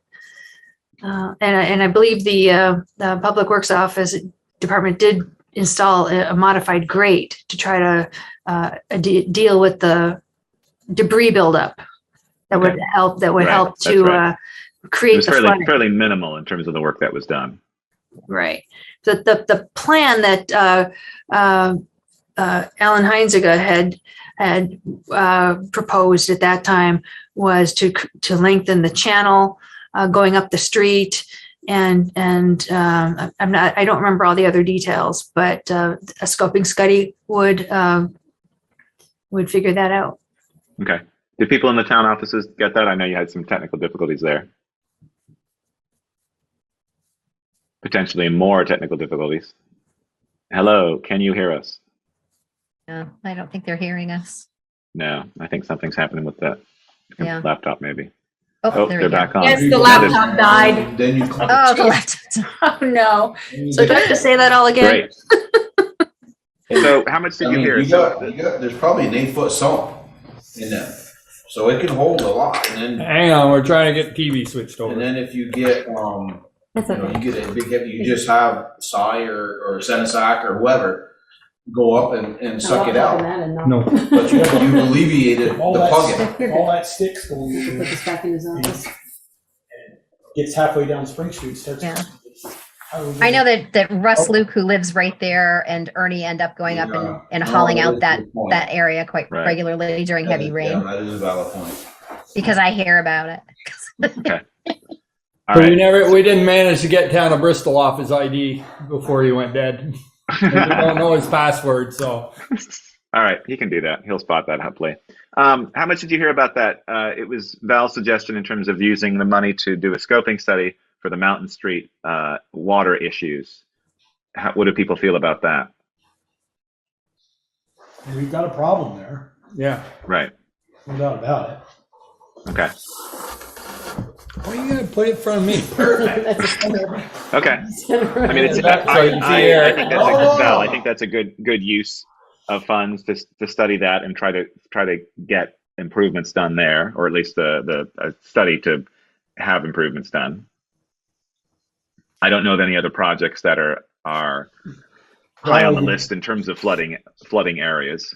Well, Right. no, yeah, okay, not flooding, but have we done a scoping study, Peter and Eric and I and a few of us have talked about how we think we can do Munsell Avenue with drainage. But does that have to be studied to get any money for it? You know, the drainage that we just want to do a sidewalk, but we want to also to do the sidewalk, we want to do drainage on Munsell Avenue. Yeah, is that a potential? Have a study done, are we?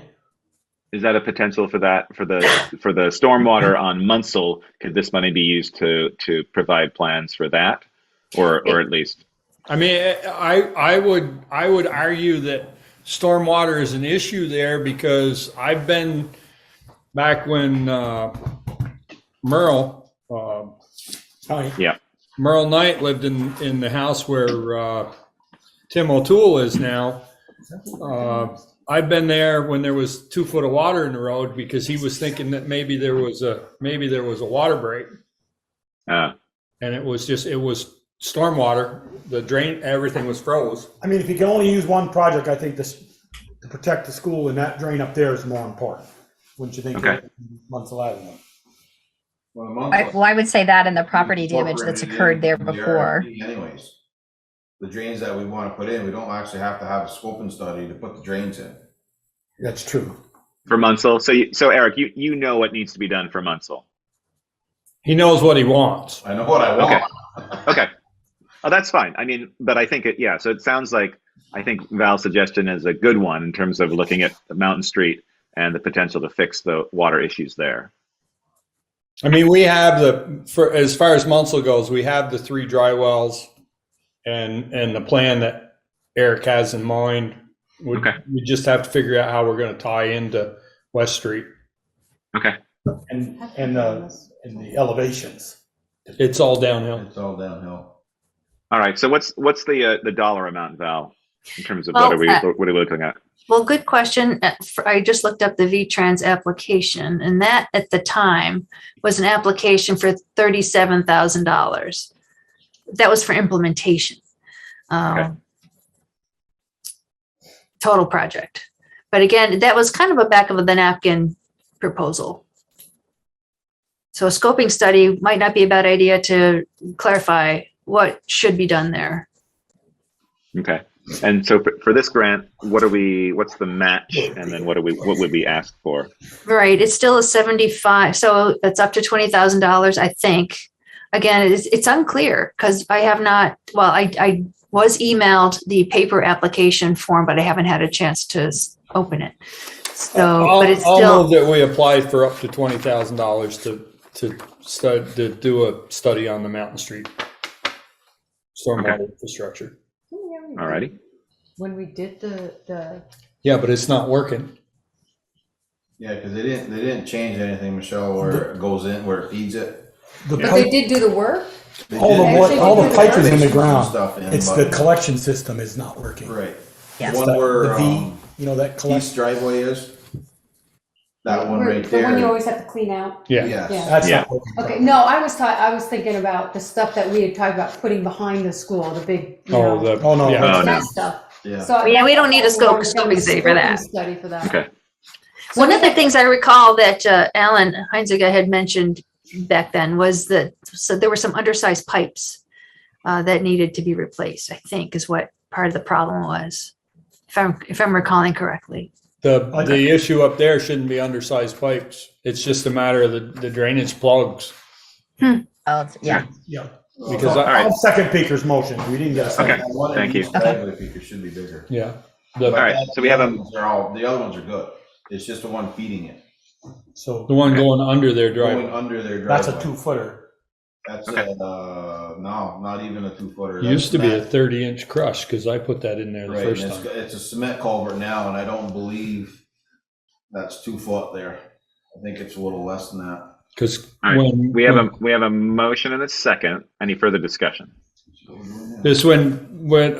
to answer Eric's question, when Corkins built that house up there, they had to have a stormwater survey done and the 100-year flood. And I remember putting a 30-inch squash culvert in there because I remember how excited they were about what it cost for that culvert. And it sounds like they put a smaller culvert in there when they redid the system. Okay. But Valerie, part of the scoping study would probably run a camera down in there and find out where the 3-foot culvert begins when Munson did the big dig back in 2008, and that was shovel ready. If you remember. Yeah, that was all done. That was all changed. Up to that flat culvert or wherever it crossing that driveway. Yeah. Right. So we're talking about a culvert there plus a new collection containment area. I think that's what. Okay. That's what plugs the containment area, right? The grate that you have to unbolt and The grate that we have to pull up and Pull the that wood- area right there. pull the wood out of it and the sticks. Wonder if they could put some sort of centrifuge in there that would get rid of all the garbage and let the water go down. That might not be That'd be bad. nice. All right. Yeah. Interesting. Alternatives. All right. Good. Any further discussion on this? All right. Hearing none. All those in favor say aye. Raise your hand. All right. Aye. Thank All you. those against, nay. Motion carries. Excellent. All right. Item 6, American Rescue Plan Act funding update. I do not have anything new to report since the last meeting, unless you do, Ian. Nope. Next meeting will be On the 5th at 6:30 or 5:30, just preceding the select board meeting. similar to the last meeting. Yeah. Did Middlebury College get taken care of? Because I got like 3 more requests for response, and I saw Michelle's response, and I answered the survey. I mean, it was hard to answer the survey because there were spots where I wanted to put a comment in, and I couldn't. You had to choose something. It's like, I don't really want to choose that. I don't really want to choose that, but I had to. That's I had fine. to make a choice. I haven't done the interview yet, but I will. I need to set up time. I wasn't able to do it the other last Darla week. did the survey too. Okay, good. Yeah, I did. I actually spoke to one of the students, and it was a pretty brief interview. It was pretty, very similar to the survey, but you had the opportunity to have a little dialogue. And I did tell them, Ian, over and over, it was my opinion that I was offering, not the board's opinion, and that you would be the contact. Okay. Yep, that's fine. I'm going to reach out to them this week. Okay. What's next on our list here? Review and approval of September 14th, September 26th, November 7th, and November 14th meeting minutes. We have the November 7th. Okay. Those are the ones I did right already, Val? Yeah, those are the ones that Michelle edited. Okay. Okay. All right. I'll So make maybe a motion approval. we approve November 7th minutes with the minor changes I had. Second. Okay. Motion and a second. Further discussion? All those in favor say aye. Raise your hand. Aye. All right. All those against, nay. Motion carries. And then we'll work on the new other minutes for next meeting. Yes, indeed. Potentially next meeting after that. No, that's fine. Yeah. Item 8, authorize accounts payable warrant and any liquor licenses. We're going to get them. We didn't bring them in We tonight. didn't bring them in. Okay. Peter and I were doing IT stuff. We couldn't get it fixed. But they're right on the counter, right? To sign I'm on sure the they counter? are. Michelle's gone to get them. Oh, Okay. And we're not really signing them. We're just taking a look at them. The warrant amount was $2,386,008.57. Yeah, I have a quick question, Val, and I don't know if you'll know the answer to this. Why do we have 2 entries for Holly Hall fuel and 3 entries for truck tank fuel? They deliver weekly. Oh, is that what it is? Okay. Yeah, for our tank, this time of year, they'll come once a week. Okay. And I only know that because that was on my route when I worked there. Is there anything that you haven't done in this town, Baker? or don't know. Yeah, exactly. There's a lot I don't know. Like why I'm here. So what are any liquor licenses or anything like that? Michelle, did you find anything? What's that? Any liquor licenses? No, I don't see any. Okay. And I read the warrant. All right. Let's continue. Number 9, Select Board Roundtable. Michelle. I think I'm good. Okay. Joel. You see me? Yes. I had something. I forget it wasn't that important, so nothing. Okay. Darla. You're I'm good for this evening. All right. And finally, Peeker. I am good. And I am good as well. Item 10, Town Administrator's Report. Val, anything to add? Yes, as Michelle and Ian are aware, the V-Trans will finally be turning their attention to the bridge lights near Lincoln Road. They expect to send they expect to send a technician out this week to get them taken care of. And I emailed Dan and told him which only light was working. Right. I hope they look at both bridges and the lights on the bridges, so just to make sure. And I did throw in a plug about needing a conversation about the replacement of that other missing lamp. Oh, good. Yeah, so maybe there's been some change in personnel at V-Trans and some, new eyes and new ways of thinking where they might be able to figure out how to replace it. If that model is even available anymore. Okay, thank you. Other business, correspondence reports, correspondence received. We have a few things, right, Val?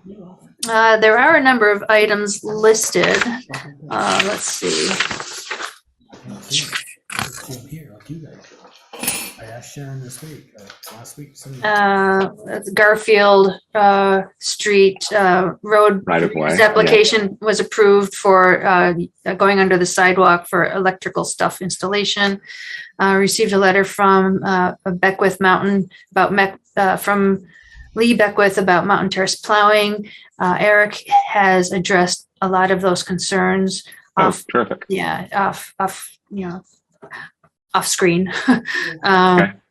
I included an article from the Addison Independent about Bristol Hub extending their hours and adding programs. And there's the Addison County November newsletter, Regional Planning Commission newsletter. Terrific. Okay. And the road over the mountain's open And again. the road over the mountain, I heard. No kidding. Oh my God. Thought I'd let you know that, Valerie. Oh my God. This morning was pretty dicey, I'll tell you. Phew. And I wish I had my dash cam going because by the time I got to the top and people were going down, people clearly did not have their snow tires on yet because you could see the slippy slides all over the road. It was, and somebody hit the guardrail, and it's like, ugh. So fortunately I have studded snows out now, but other people clearly did not. So I made it over okay, but slowly. Well, I drove up that mountain once, almost at the top, and started to spin. I was with my family. My mother was in the back seat. Oh. And her response to the car sliding and spinning was to, I think I'm going to get out now. And so she attempted to get out of the car, which we quickly said, don't do that. And so then we turned around and went back home. But yeah, you made it the worst part, Ian. Yeah, the other side's always better. Not so bad. Well, the funny thing is, this morning going down, I passed a lot more people going up towards the other side, and they were going really fast. And I wish I could have been there when they hit all that slippery stuff to see what happened up there. I didn't see any like broken car parts in the road where they smashed, but I could only imagine that was not going to be good.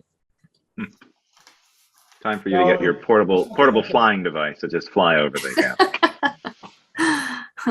Fortunately, VTrans has that nice webcam near the top where you can check in and see how things are looking, whether it's clear or goopy. But sometimes the webcam itself is goopy, so you really can't tell. Although Buell Score doesn't get Starksboro, it gets who does the Buell Score? Like Vermont State Police has to come out of Williston to do it. And Yeah, because it's Chittenden County. Yeah. Yeah, because they come down to,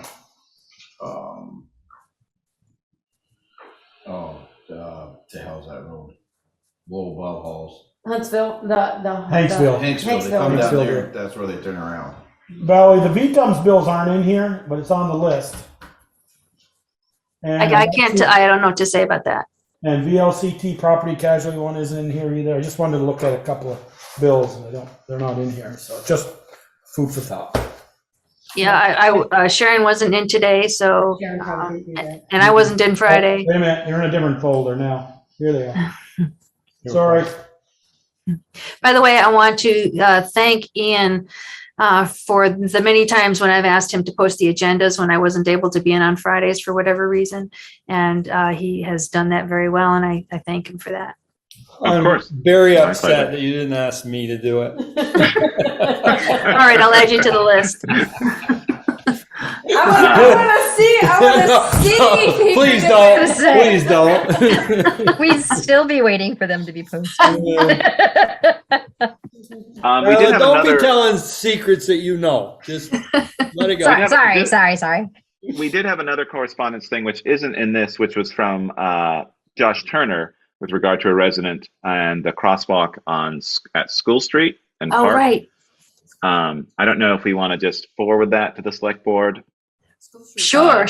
He spoke to resident Mr. Marsh, who expressed concern about the extended length and positioning of the crosswalk, and that's essentially the one that connects directly to the sidewalk coming off of the park and going all the way across to School Street right there. So he said vehicles traveling on the one-way do not have the obligation to stop currently, and park vehicles cut the line of sight quite a lot. Mr. Marsh recalled a few near misses in the crosswalk for himself going from his house on School Street to the green. And then Josh said he can attest as someone who drives through there a handful of times a day, it often feels like a person or vehicle will suddenly appear from behind an obstruction.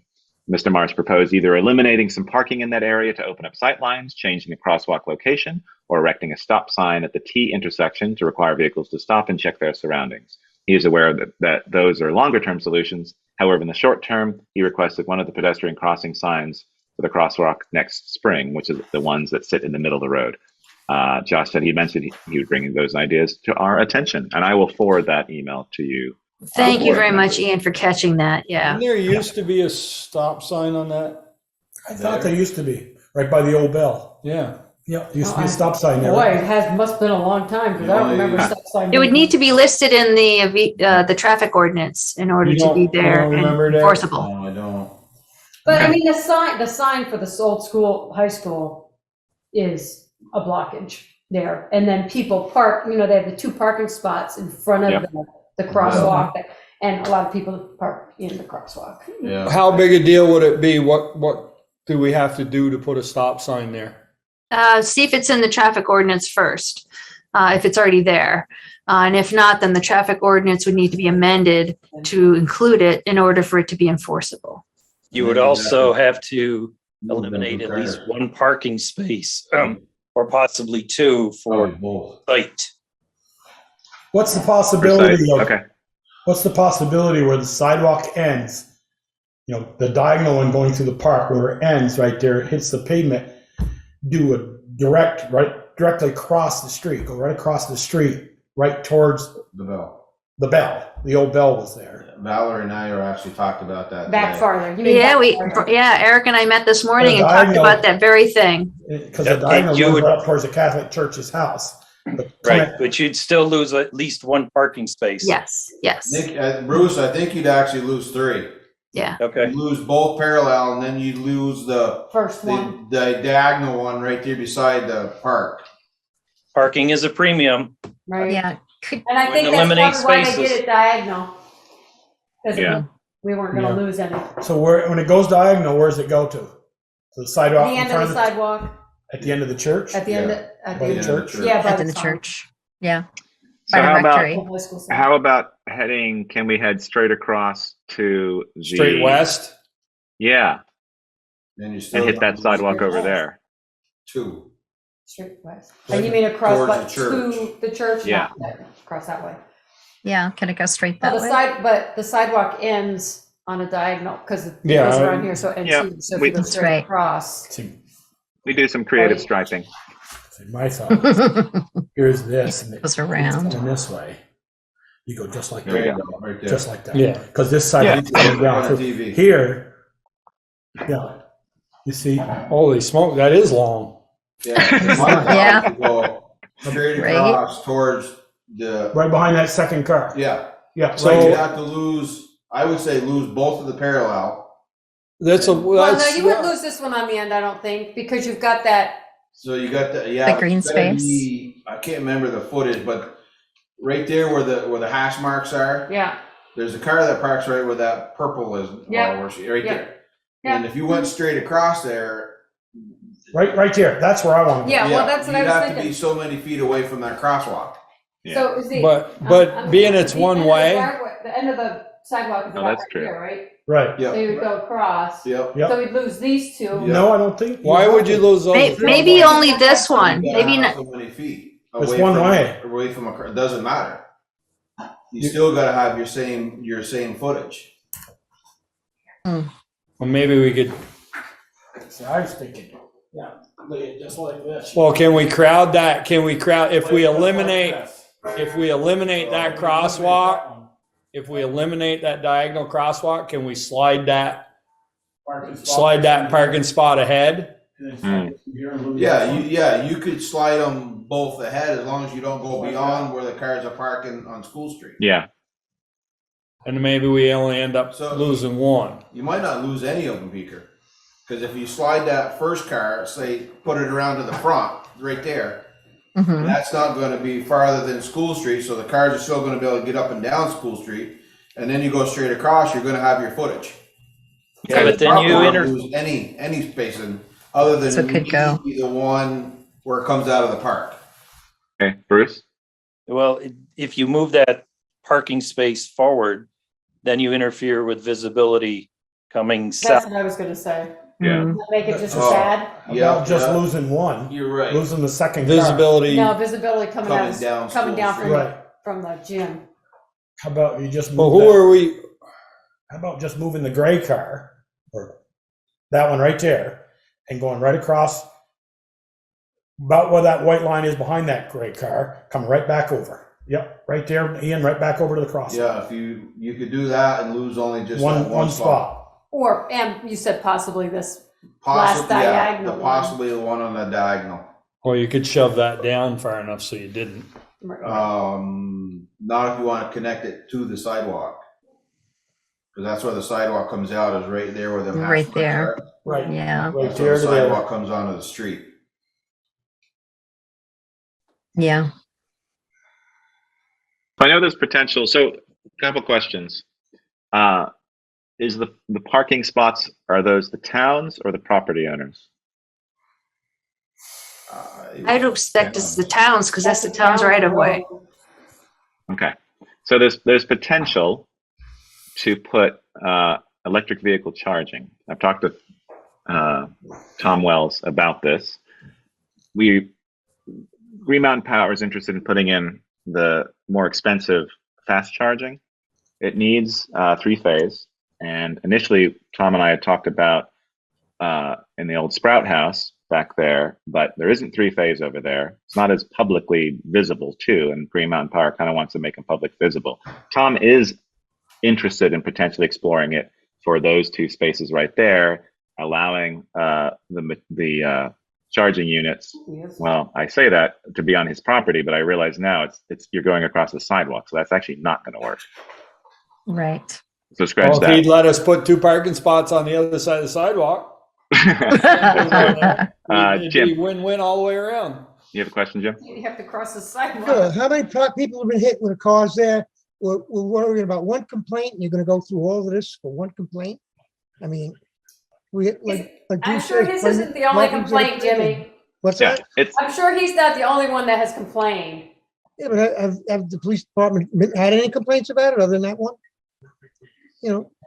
I know it's been scary when I've come across it sometimes. how about we have Valerie explore, go back through some of the old trustees minutes and see if there was a I remember a stop sign. I remember a stop sign. I remember a stop I do sign too, there. guys, yeah.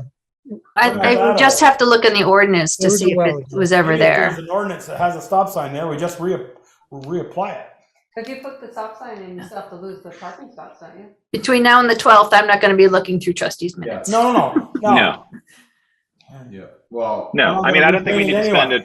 spend a lot of time on this. I think a change like this is fairly easy to implement. I do think the safety is important. I'll add my complaints to this sidewalk because it is dangerous. Cars do come through there, and I agree with the gentleman who talked to Josh that sight lines are difficult here with the parking and with the length of that sidewalk. So I think if we can find an amenable solution to be able to improve it and go straight across or put a stop sign in, I think that's a useful thing to do. Mm-hmm. Just as a related topic, hopefully by the next meeting, I'm hoping to be able to have an agenda item about bus shelters. The town of Bristol has been gifted 3 bus shelters to locate from the design school in Waitsfield. What's it called? Yestermorrow. Yestermorrow. Right. Ah. They've already been designed and built. They're coming from Yestermorrow. They're not exactly conventional. So I have not yet contacted this site is one of the potential locations for one of the bus shelters, whether right here or right here. I have not contacted either property owner about their potential interest, and other topics would be maintenance agreement, liability agreements, and whether there's a template that might exist that we could use. That's not our property, so it's really First Baptist Church. Oh, I know. Same thing. And with the wells for this site and the church on this site, because this is the bus stop. So it would be very convenient for there would be a bus shelter here or there. So when you mean unconventional, what do you mean it's going to look like? Just different. Good. I think that's exciting. Yeah. And the other thought that Chris Perley and I came up with was down by Love on the corner of Lover's Lane and 116, where the cluster of uses are, the apartments, the daycare, and other things going on there. Whoops. So how about between? It stops right in front of Shaw's, right between Shaw's and the backside of Brooks. Well, actually, that was the third site on that blank wall of Walgreens. Actually, Yeah, the trucks go in there to deliver. But there's a blank wall along the sidewalk where they try to grow flowers, but really haven't, or plants. Oh, yeah. But, Yeah, but yeah. it's Nothing's kind of been really a successful. dead zone. So it would be the perfect size and spot for a bus shelter. perhaps. Unconventional bus stop. Yeah. Great. So That's anyway, I that's want to great. see them. And that yes. that was one of our ARPA. A lot of people had suggested that, so that's great. We can knock Exactly. that off of that list. But Fantastic. it'll require the property owner's interest in doing this. Yeah. So, and I have not reached out to any of them. So if they're watching this tonight, now they're notified. Well, I'm sure Tom, Tom Wells and Carol are fairly amenable. I mean, if he's interested in doing public charging, I think having a bus shelter there. The First Baptist Church. Cursor is there. That's still the Baptist Church. They own almost Baptist Church. I know that people usually. Yeah. They usually stand on the church steps, especially if it's raining. So I feel that, hopefully we'd have support for that. Yeah, either having a side shelter. to be able to, I'd be able to accommodate that and be So able to this keep. is the Baptist church property right here. A considerable Probably, yeah. amount of it there, yes. Okay. Okay. So That'll make maybe it's easier. just one property owner, and then Yeah. obviously we talked to Parmelo for the that's probably the most complicated area to put it in, just because of the amount of trucks and stuff that are moving around there and cars. It's not as well as designed, unfortunately. That's great news. Yeah. So hopefully Okay. I'll have more information for you at the next meeting. Okay, and I'll forward that email, and maybe we can make it a PDF and put it on the website, Val, under other correspondence, just for this meeting. Okay. All right. We don't have executive session, so I think we come to the One other end. footnote, before we had this meeting and we were trying to coordinate the 6:30 executive session and communications about a special Zoom link, I texted Michelle. I texted Michelle that there was a separate Zoom link, but she never got it because I inadvertently sent it to a different Michelle. Is she joining us for tonight? I doubt it.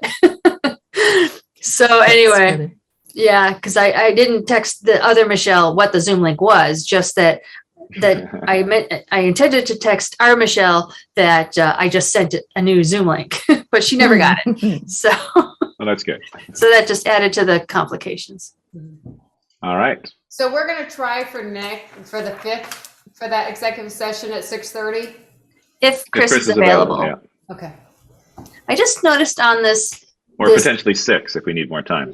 yeah, if he's available, if others are available. I just noticed that on the Zoom, there's Park Place, Park Street, Park Place, Park Street. Well, that validates my confusion also. Remember earlier, it doesn't know. earlier times I would say whatever it's called. Right. Google doesn't know either. All right, I'll stop share. All right. How about a motion to adjourn? Make a motion. Adjourn. Second. There we go. All those in favor. Thank you, All right. everybody. Thank you, everyone, and I'll do some troubleshooting on the OWL tomorrow. Michelle. Bye, everyone. Bye. See you All right. next Thanks, week. Jimmy. Check this out. Michelle.